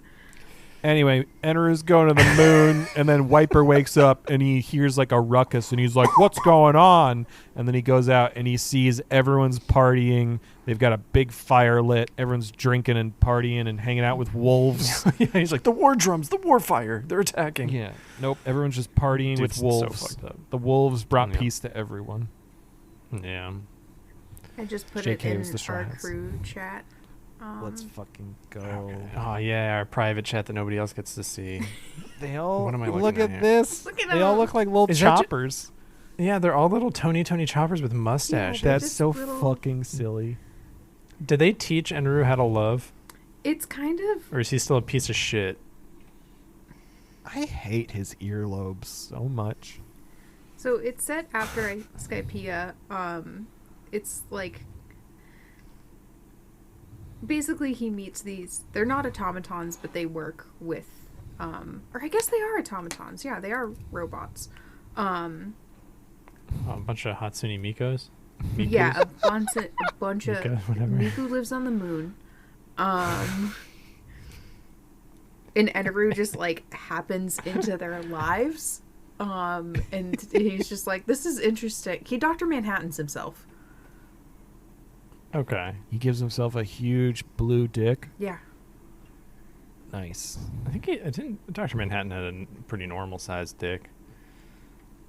I don't know. It was the fingers, the electric fingers. He gave himself a bunch of extra arms and stuff, and he was like, He had a lot of dicks. Probably. it's just, I heard that guy had like 20 goddamn dicks. Washington. Washington. I'm glad you got that reference, Mike. Yeah, no, I got you. Oh, yeah. Let's go. Hey, that's the end of episode 190. Episode yeah. 194. For Goldie Robbers. Oh, Background MVP is petty theft. nice. Love it. Everyone's asleep. Nami On the fucking dirt and rocks. on the dirt, on partied the hard. verth, if you will. somebody says like in this episode that they were partying for days. 4 days. 4 days. 4 days. Holy shit. They know how to go. Imagine if we got an episode for every single one of those days. That would have sucked. I love One Piece, but if we just 4 pointless episodes of them partying, you wouldn't watch an entire arc that was just The Hangover where they lost Zoro. The Hangover would be fun, but like if it was literally just like that one scene from the other episode with the wolves, just like, and like the whole time they're just like saying like the same shit where they're like, man, I can't believe we beat up Enru. That was crazy. We got to get back home. We should get some gold first. And they just said that for literally 2 hours worth of watching. Ugh. The scene that this opens with where Luffy wakes up Nami and he's like, we're going to go steal gold. And then they start yelling at each other. Gave me like a real visceral reaction. Like, I don't, just like the idea of like being in a shared space and like being too loud freaks me out. Yeah. most tense moment in One Piece. I enjoyed it a lot because it literally just like, I don't know, I feel like there was so much like importance on like everything for the past, and like so much I don't know, like we have to, I don't know, there was just like it was so like serious the past like 20 episodes, and this is like, oh, they're just gonna start yelling about stupid shit. And it's also nice to see them, like Luffy especially, be like, all right, we came here for gold and I know where the gold is. Yeah, let's go get the gold. Let's get the gold and leave. I don't care about these people anymore. I rang a bell. I'm done. I know we got involved, but we are pirates. Let's go do our pirate thing. Yeah. And then like everyone's just like, yeah, let's fucking do that. Yeah. Yeah. The Shandorians found the belfry hanging off a giant jack. Mm-hmm. And then they're trying to pull it up, but their hands are all bloody. They should have just asked Zoro. He could have done it himself. All by himself. Or Robin. All by himself. Honestly, Robin would have been able to do it by herself. But then the Skypeans come to help, because the Skypeans are like, we learned that just because we don't have stars on our stomachs, our tummies, and you have stars on your tummies, doesn't mean we're different. We're all the same because we have dumb wingdings on our backs. We got dumb wingdings, and let's procreate. Who wants some ball hair? Anyway, Usopp swindles a bunch of angels out of their dials with rubber bands. He gets all of, like, he basically does a Louisiana Purchase. He gets half of the upper yard. He does. With this deal. He basically does. I think he just gets a shit ton of dials. Yep. And Nami, Sanji, Luffy, and Chopper are inside the sleeping snake getting all the gold that Luffy had found, because the snake also was partying for 4 days with all of them. Dude, yeah. Snake was throwing it back. Nola, New Orleans. That snake was on Bourbon Street. Am I right? Getting a big drink. Yep. There's a poneglyph. It's a poneglyph. Luffy reminds. Then they leave. Well, okay. There's a poneglyph under the bell. Robin immediately rolls up and is like, "I can read this," and everyone's like, "You can read this?" Shit. And she reads that this poneglyph is talking about about Poseidon, which is an ancient weapon named after a god. I didn't realize that I tuned out the other poneglyph stuff because I think I gave One Piece credit about not having too many nouns, but when it does toss out nouns, I just my brain does shut off a little bit until I hear them multiple times. Yeah. Like, do you remember at the beginning of Skypiea where we spent an entire episode learning about cloud technology? I do. Yeah. Do you know how much that didn't fucking matter? I mean, they explained how fucking X-Toll. We talked about this last episode. Yeah. They talked about X-Toll, and then we never hear anything about X-Toll ever again. Oda's like, I wrote it down in my notebook. I'm gonna talk about it. I came up with it. It's a cool thing. I'm gonna share it with you. Yeah. It's fine. It's just padded out, baby. We got so stuff to talk about. There's a bunch of weapons named after Greek gods. I guess. I mean, like there's Poseidon Pluton. and there's Pluton. Which I guess would be a Roman god, which is just a Greek Here's god. a prediction that I want to put forth, but it might also just... Which one is Pluto? I don't know. But what I want to know, historian, I guess you don't have to tell me, is there going to be an arc where is there like an underlying goal throughout moving forward where they like are seeking out these ancient weapons, and then each member of the Straw Hat crew gets one of these ancient weapons? Because that'd be cool as shit. That would be cool. The ancient weapons are definitely a through line in the next coming arcs and in One Piece as a whole. It is not it's not a thing that the Straw Hats each collect and get a piece, though. I'm very sorry. They probably wouldn't need it. I mean, like, Zoro's got his swords. Yeah, I don't see him using any other swords. I don't know. I just imagine like Usopp with a giant fucking like trident or some shit. Usopp would collect all the weapons of Yeah, mass like destruction. maybe Usopp, like in what is a Final Fantasy 15? You like collect all the different instruments of just weapons of destruction and shit, whatever the fuck. Well, yeah, it's like the weapons of the old kings that you're collecting, basically, because it's from your lineage. But yeah, no, that's not. I want that to be Usopp, where he just like touches himself, and then all of a sudden a circle of like phantom weapons appear around him, and then he grabs one. And he's like, "All right, here we go." That'd be fun. Like he puts his hand on his nose and starts moving his hand back and forth, and then like on the fifth pull out, he like pulls out this amazing like god weapon out of his nose face. And maybe he like shouts a phrase, and depending on which phrase he shouts, a different weapon comes out. Yeah, it's probably what happens. Yeah, that's definitely what happens. We don't know that it doesn't happen at some point. Yep. Next to the poneglyph is Goldie Roger wrote a little graffiti. Just a little graffiti being like, "Hey, I was here. Suck a butt." And then Gonfal's like, "Roger? I knew a Goldie Roger." Goldie Roger. Is this the first? We've heard Goldie Roger before, right? Yeah, Correja said it. Correja said it. Or she didn't say specifically, but she's like, "Oh, that's what he's going by now," or whatever the fuck. Yeah. Robin says there's Robin. Oh, sorry. You I was gonna say what you were gonna say. Robin is like talks about how there's a real poneglyph, but you got to collect all the poneglyphs information and combine them. Yes, because their text will tell everyone about the lost century. Yes, which we've heard of before. Yeah, and she's like, this poneglyph's job is complete, and then the Shandorians are like, "Oh, war is over, again." Because our mission is complete. We finally don't have purpose. This is great. Yes. At this, Robin said, okay, it comes up in the next episode too. They say at the end of the Grand Line, Robin said she's got to get to the end of the Grand Line to an. Is it called the Island of Laughter, or the Island what did I write? The Island of Laughter, or Raft Tail, or Laughed Tail? Oh, I don't remember. So that's the first time this is mentioned in the series thus far, I think. Yeah. For you guys, and it is, dependent upon translation, much like Eneru is Enel. So Raftel or Laugh-Tail is what it's referred to, and that is what it supposedly lies at the end of the Grand Line. Interesting. So what we know about the world of One Piece is that it's mostly water. There's islands all over the place. There is the Grand Line, which goes vertical, right?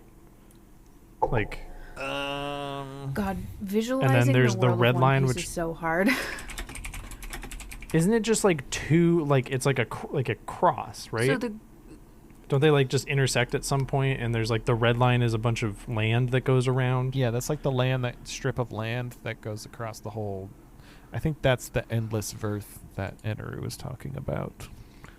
And then the Grand Line goes around and has like land on both sides, but is got water in the middle. Yeah, I think. Do you think the end of the Grand Line was just if they just went on the other side of where they came onto the Grand Line? Do you think it just loops all the way around and that's the end?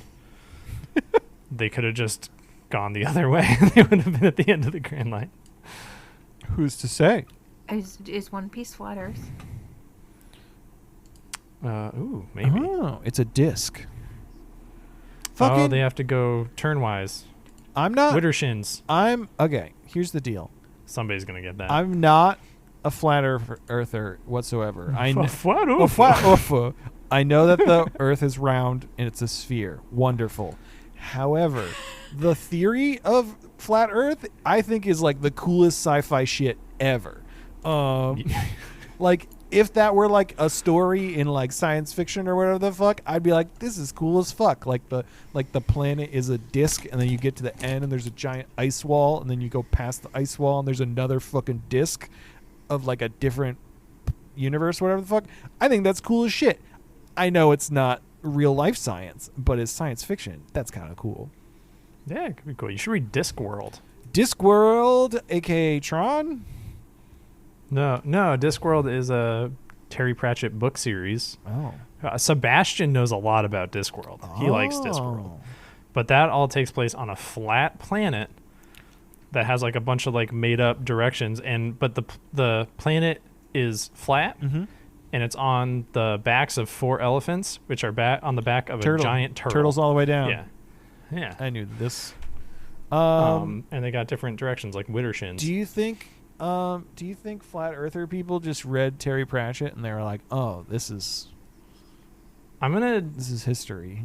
I'm gonna ostracize all our flat earthers out there. I don't think a flat earther would get any of the jokes that Terry Pratchett's making.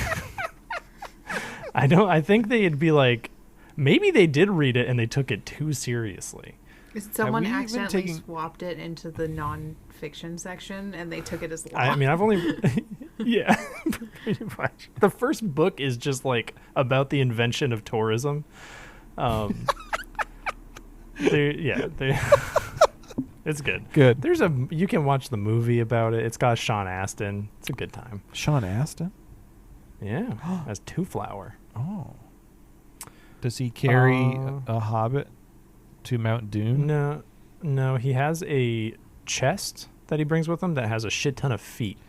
Does he? And if anybody tries to steal his stuff, it eats them. Does he unfreeze a caveman? And befriend him? No, sadly. Maybe at some point. I've only read like 2 books. Okay. 2 and a half. It's possible. Anyway. It honestly, Discworld has big One Piece energy. Sounds like everything has big One Piece energy eventually. Yeah. I'm genuinely, I mean, it's weird. Like, you get into media. I don't know if I've said it, but like, I'm a big Judge Dredd fan. And I was reading a comic, a big arc in that, called the Cursed Earth Saga, and in that it's like Judge Dredd going across the US. It's nuked. There's like mutated areas. He fights like the Jolly Green Giant, Ronald McDonald. It gets fucking weird. Whoa. He goes through and has to fight a giant evil T-Rex that had survived like all the war and like mutations and stuff and became like more powerful, but because some people made a dinosaur park where they took dinosaur DNA and infused it into like crocodile eggs and then made a theme park, and guess what? The T-Rex just ate everything and everything went to shit. This was over 12 years before Michael Crichton wrote Jurassic Park. But it was after Westworld, so I think they made fun of Westworld, and then Michael Crichton was like, it's a great idea for a book. It's like 1 page in a comic is literally the entire plot of Jurassic Park. It's crazy. That's awesome. Yeah. Well, hey. It's Judge Dredd. It's so fucking good. It's so fucking good. Speaking of Judge Dredd, this is a One Piece podcast. It's a One Piece podcast. But if you One Piece people like through lines and consistent lore, Judge Dredd, he's been aging every year since they first came out with those comics. So he's in his fucking like 80s now. He has been aging. He has. He's going to die at some point. The creator of Judge Dredd says, like, I'm going to kill him. I have to kill him before I die. Like, I do. I get to do that. You don't get to take I hope Oda's... I can't wait for Oda to be like, I'm going to kill Luffy. Yeah. Before I die, I'm killing Luffy.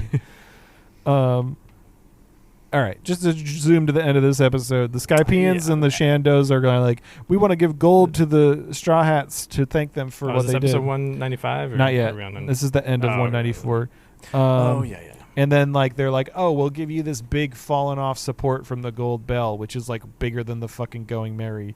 And then someone's like, if we wrap it up in cloth, it'll be easier to carry. I'll just add some weight to it. And then It's we fine. cut to the Straw Hats. And they're all waiting for Robin to get back, and they all have bags of gold. And they're like, "Where's Robin? We got to get the fuck out of here before they realize all these people realize we're stealing their gold." Which is funny, just because they want to give them gold. Straw Hats Huge miscommunication. Yeah, Straw Hats are freaking out. Robin's arriving back with all of the Sky people who have the giant thing wrapped in cloth. And then like Straw Hats are like, Robin, we gotta fucking go, and Robin just like lulls because they're like they're just like, oh my god, they have a giant cannon, they're gonna kill us because we're stealing their gold. And then Robin's like and the Sky people are like, do they not want gold? And then Robin's like, guess not, and then just takes off running to the Straw Hats. And that's the end of the episode. I think we did leave out that Gonfall compares Luffy and Goldie Roger and points out they have the same middle initial. Yes. And Robin says, yeah, I wonder if there's something to that. Yep. She's saying what we're all thinking, and then we're thinking it's episode 195, a.k.a. Skypiea. Skypiea. Ooh, bye PP. Mm-hmm. Not like in the, B-I, but B-Y-E. Bye PP. Bye, P. Straw Hats are all running. Background. Shh. Huh. Shush. Background MVP is I'm going to miss Pierre. Oh, I'm going to miss Pierre too. It's the best part of Skypiea. I'll die on that hill.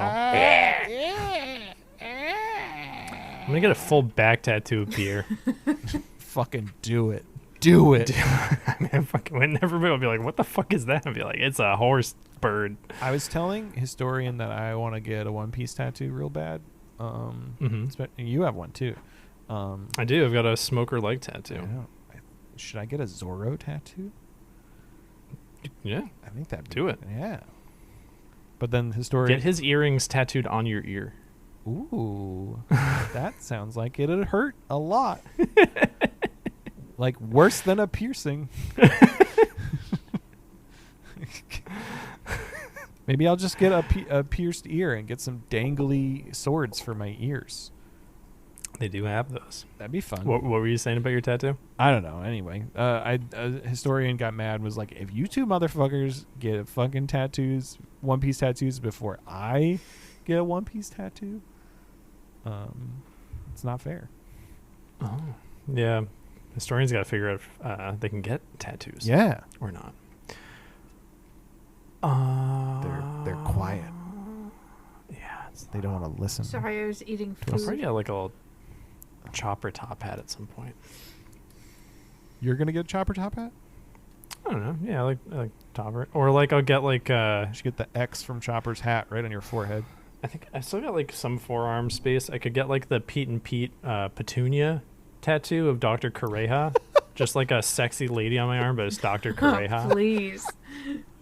I love that. Nipples out. Anyway, Straw Hats are all running. And they're going to be realistic 124-year-old old lady boobs too. It's not going to be perky up there. They're going to be sagging. They're going to be sagging down like Enaru's ears. Yeah. Yep. They're going to look exactly like Enaru's ears. Oh, man. Straw Hats are running away because they think they're being chased by all the Sky people because they stole the gold, even though the Sky people wanted to give them gold. Oh my god. This episode, I liked this episode a lot because of the scene where they're running. And then I have a note. Sanji's just like, Nami, and then gets beamed by a branch. And then it's like 5 full seconds of silence. And then Robin just goes, are you okay? And then he's like, yeah, I'm fine. Like, just dead silence. Like, you can hear her processing if she should be worried or not. It's like 30 seconds of Robin's turned away head just looking backwards while they're running. Yeah. And then, are you okay? And then he pops up and he's like, I'm fine. It's so good. Incredible. Isa gets a haircut. Just kidding. She gets them all cut. And then she gets called cute, and she goes, "What? Cute? Me? I don't think so." Shut the fuck up. Wiper talks to a statue.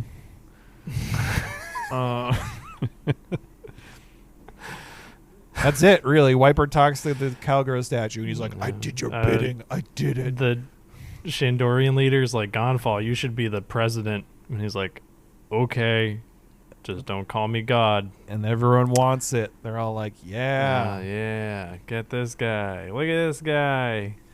He's good at making... He's like, I'm not going to have time to make my pumpkins. He said, I thought I was finally going to get some rest and be able to grow my pumpkin patch. So I just care about my pumpkins. Straw Hats are headed to Cloud End. Yep. Led by Conus and Pagaya. Pagaya, who's not dead at all, even a little bit. Oh, again, this was good because as they're leaving, they hear screeching, and the south bird that they brought up with them, like, just smashes onto the boat. Yep. Also, Nami's wearing a shirt that says evil. Yeah. She also had a sweatshirt on at the beginning of the last episode that just said web. I don't know what's going on. Is the internet... Does One Piece have the internet? I wonder if there's like a through line of like a phrase where it's like evil, web, like internet bad. I am glad that we see a lot more outfit changes with everyone. Because I think that's like the most fun part of Dragon Ball. Like Dragon Ball has outfit changes. Yeah. But we never get to see that much casual wear except for like Bulma and Nami are clearly like the same character. Yeah. Just in different worlds. So they always get the cool, fun outfit changes. But like I feel like they never... There's so much like... chapter art and stuff of Goku wearing a cool jacket. Yeah. And you get some of that, I think, is it before... It's after the Frieza saga, before the Cell saga or something, where he's like Super Saiyan for a while, he's got a sweet jacket. But my point is I feel like One Piece gives us a lot more Badman t-shirt Vegeta opportunities. Yes. Like where somebody's just like, Sanji's like, gotta grab whatever shirt, and he's just like, here's my shitty bowling shirt. Yeah. Like, yeah. Just... It's very good. They fall off. Mary launches off the side of Cloud End, and they're like, they've reached the free fall. Hesso, octopus balloon. Conus busts out her recorder. I fucking said something about octopus balloons like 20 episodes ago. I was so excited. You did. I was like, took a mental note of it. So I said octopus balloon, and then I started watching this fucking episode, and Historian, have you watched this episode in the vicinity of me before? Because I remember the scene of Luffy jumping on top of the fucking octopus and then Sanji yelling at him to get down. Probably. I feel like I was in the room while you were watching that at some point. Either that or I just like fucking was having super deja vu. No, I feel like I did a lot of watching Skypiea and playing Final Fantasy 14. I would just dual monitor it while you would be playing other games in the same room, so you might have witnessed it at some point. Okay. This has nothing to do with the recap. I was just curious. Yeah. Oh, it's all good. I had a memory unlock a while ago, realizing that I had rented from Hollywood Video. Oh yeah. Wait, was it Hollywood Video? Must have been. Was Hollywood Video around when the Wii was around? Yeah. Yeah. Oh yeah. I rented a One Piece game. I don't remember fucking anything about it, but I didn't associate the two because it was like they let the dude who did all the character designs for like Kingdom Hearts or something design the One Piece character, so everybody was just pockets. Yeah, like I forget what the title of it was. It was like I think it was a Wii game or it was like a GameCube game, but that was like a weird thing. I was like, oh, that was another time I interacted with One Piece somehow. That's funny. It's pervasive. Anyway, octopus balloon. Kona shoots an octopus balloon down, and it catches. It's an octopus. It blows up all enormous, and it catches onto the Going Merry to float them down to the sea safely. As they're floating down, all the sky folk ring the bell once again to show them that they're like, well, thank you for your help, Straw Hats. We love you so much. He really. We cut to Cricket and the Monkey Bros down below, and he's like, well, our job is done. What adventure are we going to go on next? Yeah, what dream will we chase this time? Yes. What is Historian? The rest of the Straw Hats. Yeah. Man, I'm going to play that. It looks like we could play it. It might be like at this point. Ooh. Look at the Look at those. I'm sorry, everyone. Look at the honkers on Robin. Look at the honkers on Usopp. Yeah. Look at that low-waisted jorts on Everyone's Luffy. got different outfits. Sanji's in the exact same outfit. He just has like a bandolier now. Yeah. Usopp's got a nipple out. It's the game is One Piece Unlimited Adventure for the Wii. So Google it at your discretion. Anyway, they're floating down on the octopus. Luffy's on top of the octopus balloon up top, jumping on it, and then all of a sudden, at first, Sanji like stared up at the octopus, and he was like, "Never mind." And then, he looks at it again. And he's like, oh, "The octopus is shrinking." So then he runs up to tell Luffy to stop jumping because he's pushing all the fucking air out of the octopus. Yeah. And Luffy doesn't until he does, and then the ship starts falling. And then Usopp saves the day. He uses the breath dials that slow the fall enough. Yep. And then the octopus just completely runs out of air. But it's okay. They land in water. Yes. But spotlights. Spotlights appear all over the Going Merry, and sirens are going off. And then Luffy the episode ends with Luffy going like, "Where the heck are we?" There was a point where Zoro says something about like, I thought I had died and gone to heaven or something. Yeah. And then Usopp says, like you would go there. So Usopp really just throws a dig. Usopp's got a couple digs at Zoro where he's like fucking with him with the voice dial thing too.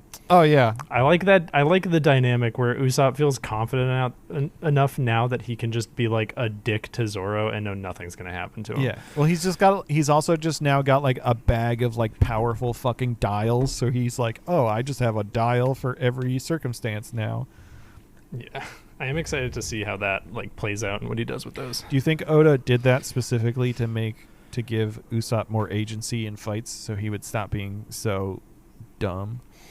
Well, it's weird. At some point, like, Usopp has to remember that he is a fucking amazing shot, right? Yeah.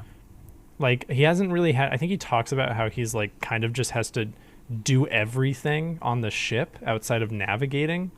He's got to keep it, like, running. Like, he just doesn't cook or navigate. He does everything else to keep the ship afloat. Yeah. Like, repairs and everything. But he's like, I'm not really... That's not my thing.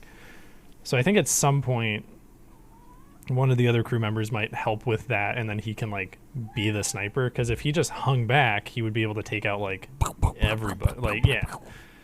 Like, it's a thing he's, like, very skilled at that nobody else is. So I'm excited for that to pay off. Yeah. So maybe that will pay off now that he's got some dials. Yeah. Hey, historian. Yes. Is it time? For the game? Oh. It's time for the game. So I actually have two today.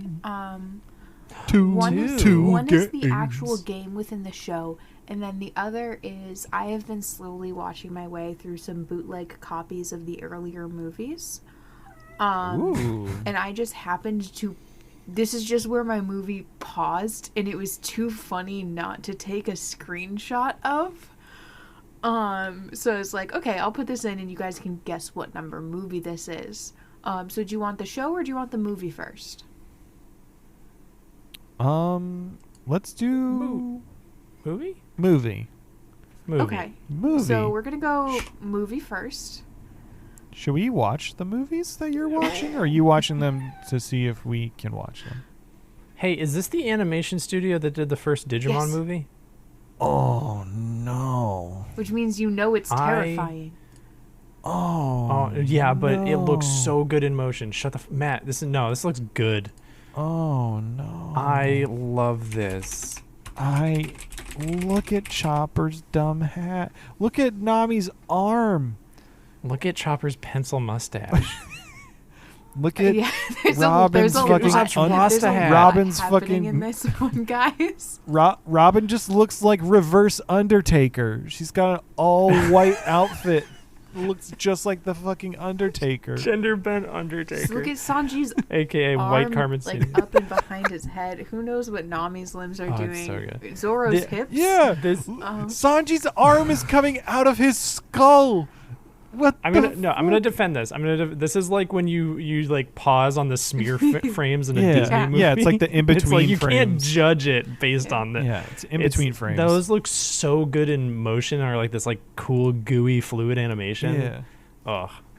I've only seen the Digimon movie, which fucking slaps. Yeah. Oh yeah. Would you like to guess The first which number half. movie this is? I will. Hold on. Let me take a look. I know there's how many.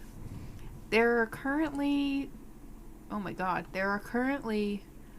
I can't do math. What's 3 times 6? 18. There are currently 18 One Piece movies. 18. Hell yeah. Wow. I'm gonna say number 3. 3? Okay. I was also gonna say 3. Oh, all right. Both 3. This is movie number 6. Hey, you Holy put us shit. together. We did This it. is- Yeah. This Yeah, is good from job, the man. 2005 movie One Piece, Baron Omatsuri and the Secret Island. This is probably one of the scariest pieces of One Piece media, I want to say, which is a weird thing to say. What? I want to watch It it. is. Ooh. I think you guys. Are we I allowed think to you guys watch it? technically should be able to watch it now. It is. Yeah. So it's not. It is just very unsettling. There is nothing else in One Piece as hard in this vein, and they did this, and then they're like, "We're never gonna speak about that again." It is like not acknowledged.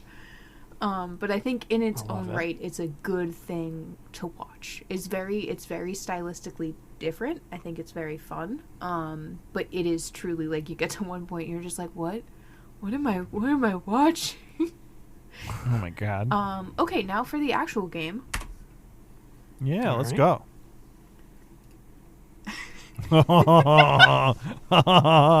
Oh my god. I love all of this. We are currently looking at there's 5 different versions of Nami. We got regular Nami in the middle. And we got buff Nami on the top left. We got sexy Nami on the top bottom left.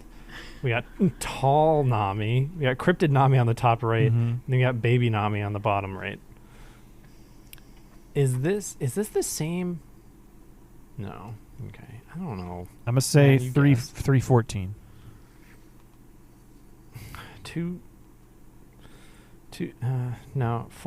412. 412. This isn't her current weapon, is it? No, it looks like an updated version of her staff. It's probably updated with the dials. Yeah, it's probably It's updated with the bead- it's- dials, and it's like a mirage. She's making mirages of herself, probably. It's beaded as well. Yeah. What do we got, historian? Wait, Mike. What Mike episode is it said from? 412. And I said 314. You're both over. Matt, you are closer. This is from episode 295. Oh my god, I almost stuck in the 200s. are- I'm so bad at the game. We're 100 episodes away. Yes. Listeners, write in about why the game is bad and we should stop Please, doing I'm it. begging you. Please. Nobody likes it but Matt. It's not that I shut up. It's fun. People like the game. Hey, if you I know that's a problem. If y'all don't like the game, then come up with a new game. How about that? Yeah. come up with a new game, friends. Sorry, that was aggressive. Do the work for Like- us. League of Legends? I don't Hey, ba-da-ba-da-ba-da. Bada, bada. Hey, welcome to the transponder snail corner. Hey. Oh, let me just this one is from a friend of the show, Ben Teneru. Yeah. Hey, Matt and Mike. You have officially agreed to take part in this tournament. Now, a few things. One, some characters you might not know, you may search up if the historian says so. Two, if you don't know how strong they are, just guess by their name and ask the historian. Three, have fun. The battle you chose was Eneru versus Nezuko.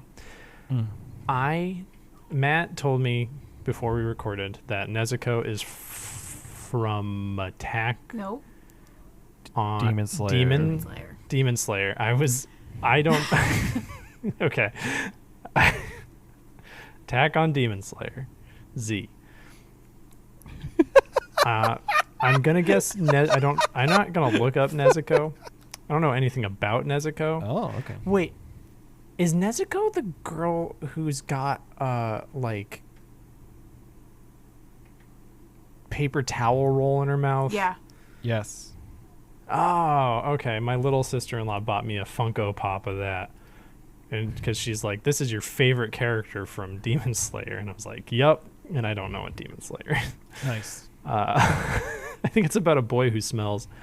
Basically. Yeah, she could kick Eneru's ass. Anybody could kick Eneru's ass. Oh, yeah. She could fucking destroy Eneru. Literally anybody can beat Eneru. She could use her special demon powers and fuck shit up. Yeah. She can shoot her Nezuko ray into his face and he would die. Mm. And then the main character from Demon Slayer, Tanjiro? Anjiro, would be like, I did watch an episode of Demon Slayer. I was under the influence of something.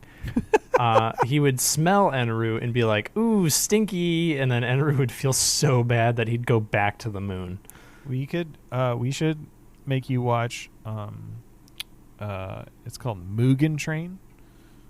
Mugen Train? Okay. And there's a character named Rengoku who is the second best Goku. Rengoku. He's the best. I love. He's great. He's wonderful. He's just a good fella who also is a very good swordsman. Wait, what did you just say we're going to watch? Something Train? Mugen Train? Yeah. Is that a different... This is saying this guy's from Demon Slayer. Is that an episode? Mugen Train is like an arc in... Oh, okay. It's also like released as a movie. I'm going to say I don't trust this guy. But if you like him, Nezuko or Rengoku? I trust you. Rengoku. No, yeah, Rengoku's great. I'm looking at him and I don't... He's trustworthy, I swear. If you told me this was Guy Fieri's son... Yeah, I mean, basically. Hey! Demon Slayer, the Demon Slayer character I know is the pig head guy. Who's pretty. Inosuke. Inosuke, yeah. He's very pretty. Hey everyone, welcome to a podcast within a podcast. This is the Itchin' for Fiction part of the One Piece podcast. Welcome to part 2 of Sanji Hold and on, Zoro are you go on a gonna- date. Are we going to ignore the other email? There's another email? Oh, no, sorry. It just had a P.S. How will y'all do the podcast when y'all are caught up? Oh, man. Also, here's a cool mouse pad. The mouse pad is Zoro with titties. It is. It was a, We don't know how we're going to do the podcast. the cool mouse pad was a hot commodity in the Discord we were talking about. I was talking about this the other day. Because in about if we go at the same pace we go, approximately 4 years from now, we will catch up. Okay. That's 4 years I mean, worth of content for our beautiful listeners. Yeah. We could probably stretch to like I've got 4.5. I've only got like... well, I guess One Piece won't be over by then, so... It might be. Who Who knows? Oh, yeah, that's true. I might only have 4 years left. Shut up, Mike. I don't know. Then that's when Luffy comes down on a big purple cloud think- and sentences me to eternal damnation. I think this is a good question, Ben Tenaru. How will we do the podcast when we're caught up? I think that's a great question. I think it's something we need to figure out. Also, we probably are just going to do a different anime or something. I think also We're going to watch all of Baki, and I get to be the historian.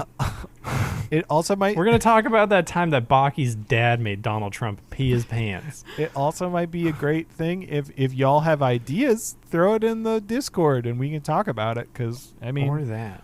Not to be like do the podcast for us, but if there's like stuff, if you like the way we talk about One Piece and you want to hear us talk about something else, then let us know. Like how if you want Matt to do a whole fucking segment when we're 2 hours into a podcast. It's not that long. Now you're doing this bit within a bit. Hey, I started it last week and I'm following up on it. I'm following through. Hello everyone, welcome to Itchin' for Wait, Fiction. hold on, It's a Matt. One more podcast thing. on the podcast. One more thing. Smoker and Tashigi's dead. Oh my god, it's happening. You stepped on my It's fucking happening. bit. You stepped on my fucking bit earlier. Fine. I wasn't going to do this, but I'm going to do it now. Smoker had always been adamant to use days off for their intended purpose. Without proper R&R, how could one fulfill their duties with a clear mind, he always thought. Given her standing, Tashigi struggled more with the idea of shutting off for a day, always trying to prove herself in the eyes of her superior. To help Tashigi relax, he insisted she pick a place to grab breakfast and start the day off on the correct mindset. Since being put on duty on France Island, Tashigi had been eager to check out some of the local cafes. When she told him about this, Smoker regretted giving her the reins on this decision, but sometimes a mentor must put absolute trust in a student. Can't go second guessing now, he thought. She had woken him early that morning to head into town, wanting to avoid lines and crowds. Smoker preferred it that way. I'm glad you're taking my advice to heart, Ensign. Shame we couldn't go somewhere quieter, but I could use a coffee. Smoker grunted through 2 lit cigars, resting masculinely between his lips. Okay. Tashigi looked up at her superior, a mountain of a man, wearing his civilian wear, a light jacket open and revealing a bare chest with waves of rippling muscles, casual jeans, and his usual boots. Smoker never was one to own more than one pair of shoes. Tashigi's eyes shimmered looking at this symbol of justice, her heart filled with strictly platonic adoration and respect. What an amazing supervisor I have, she thought. Smoker stared back down at Tashigi through squinted and bitter eyes with equal platonic affection. Though passively, Smoker acknowledged Tashigi's outfit as appropriate for casual marine wear, a t-shirt, pants, and sandals. Respectable enough. A pair of platonic and caring coworkers. No, a pair of platonic and caring friends. The two approached the diner after a warm stroll from their ship, chatting about odds and ends, complaining about rampant piracy, the usual comfortable conversation. This comfort was disrupted when Smoker spotted the leggy blonde chef and orally fixated green-haired swordsman of the Straw Hat Pirates. Smoker's body tensed for a moment, reflexively reaching for his sword. Tashigi was thrown off, having left her glasses on top of her head. She hadn't noticed them. Smoker was well aware of his subordinate's feelings toward the Straw Hat swordsman. After a quick moment of processing, Smoker knew it was best to let this one go. He had a feeling more opportunities would arise. Not to mention, those two seemed to be sharing an awkward moment anyway. What is it? Tashigi asked, shooting a look of concern to Smoker. Nothing. Just had an itch on my upper back. The two entered the cafe, noticing a large sign adorned with regal-looking books and coffee cups. Live, the sign read. Simple, thought Smoker. I like that. One look at the menu, however, could prove that this cafe trip would be anything but simple. To be continued. That's book in French. I can't believe you just stole my fan fiction segment. And it happens at the same time as the other one. It's happening at this. Is that just gonna? Should we just switch off every week and then yours? Battle of the fanfic. Yours is always happening at the exact same time as mine. I wrote this over the course of 20 minutes at work. I'm glad you were on the clock and getting paid for this. Yeah. Oh yeah. Absolutely. baby. All right. Well, That was okay. So last week was part 1 of my Zoro Sanji date. Today was part 1 of a platonic hangout between Shishigi There's and nothing Smoker. sexual. at the Sometimes same you can write time. fanfic and they're just friends. It's okay. So next week will be part 2 of my Zoro Sanji date, and then the next week after that can be fucking. I can't wait to see what you write for Smoker and Shishigi to be happening at the same time as part 2 of my Zoro Sanji thing, because I just cannot wait. I hope it's the two of them outside just listening. This is what we do when we're caught up with One Piece. Is we write the rest of One Piece. We just write the rest of One Piece. Oh my god. I mean, we could do that. We could review the singular episode and then write what we think is going to happen next. Statistically, I think we'd be right most of the time. That might be fun. Matt, if people want to find us, where should they go? You can check us out on Spotify or Spotify or most other popular podcast platforms that you can find us. Yeah. Additionally, we do have a Twitter, but we haven't really been posting on that at all. We're talking about making an Instagram, but we haven't done it yet. Nope. We should do that. We also made a TikTok, Yep. but I haven't made any TikToks lately. We're just releasing the podcast. If we should do other things, which we probably should, we'll do it at some point. Anyway, check us out. Listen to us. If you haven't yet already, but you've been listening, please follow us on Spotify, because that helps. Or leave a review on Apple Podcasts. One of those two would be sweet to share us with your friends. Or share us with your friends, because if you see people out in the wild wearing a straw hat, which happens, I saw that happen, and I still didn't go up to the guy and tell him to listen to the Fun Piece podcast. Yeah. But if you do, you guys should. Yeah, for sure. Should we tell them what our plan is for next week and the next few episodes? Yeah, so this is a kind of like late idea, but we figure since we're almost 200 episodes in, we may as well, and we've kind of done it throughout episodes, but I've noticed like my opinion of a arc will flip-flop as we're going episode to episode. Yeah. So we're going to do what we're going to call the Fun Piece Funaglyph, which is going to be just kind of a rundown of our feelings on the show so far, how we feel about the arcs, reflecting back on them, what we actually remember. Like, not so much a filler episode. It's going to be a regular numbered episode, and we're going to just talk about One Piece more generally, things we like, things we don't like, predictions, thoughts, controversies, yeah, conspiracies. What has worked, things like that. Yeah, predictions for what's going to happen next. Who fucking knows? Yeah. This point after Skypiea, but yeah, so just a little bit. It might be a little bit shorter too. Probably not. Yeah, but just something to we figured I don't know. We do the recapping, and I feel like we sprinkle in some of our like general thoughts, as you were saying, and also we go on tangents. But it's just a fun little like check-in. Hey everybody, this is how we're feeling. Yeah, we'll point out thoughts and stuff like about maybe we can talk about each of the crew members. I don't know. We'll figure it out. It'll be entertaining and fun. But after that, we're going to watch episode 196 to 200, which we will remind you about next week. Yeah, and then we're going to do the next filler arc, correct, historian? Yes, the next arc you are going into is considered, a filler arc, the G8 arc. Gate? Yes. We're going into Gate. We're going to do Gate. And then after that, it's the Fry Cook Games or whatever. Fry Cook Games.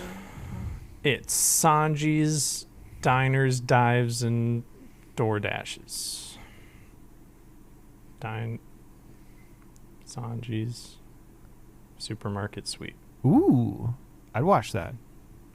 Yeah, I'd watch that too. But yeah, so thanks for listening, everybody. And we're going to keep on doing the podcast because we're having so much fun. You asked the historian a question. I answered with all the wrong answers. Yes. Oh, what music? Oh, wait, no. I'm going to put Guts' theme from the 1997 Berserk anime. I have never... I've never heard it before. Can I try singing it? Are you singing it right now? Yeah. It's a fucking bop. I'll sing along as well. It's the theme of all millennials.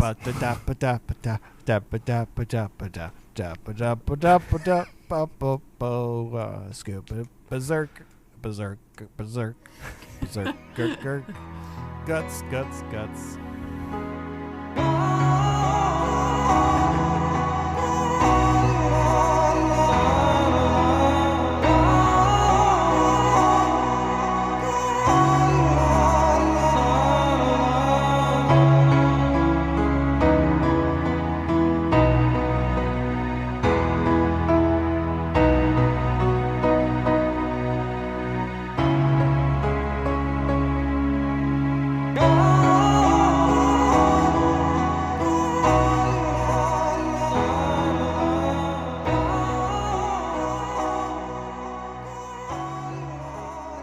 Guts, guts, guts.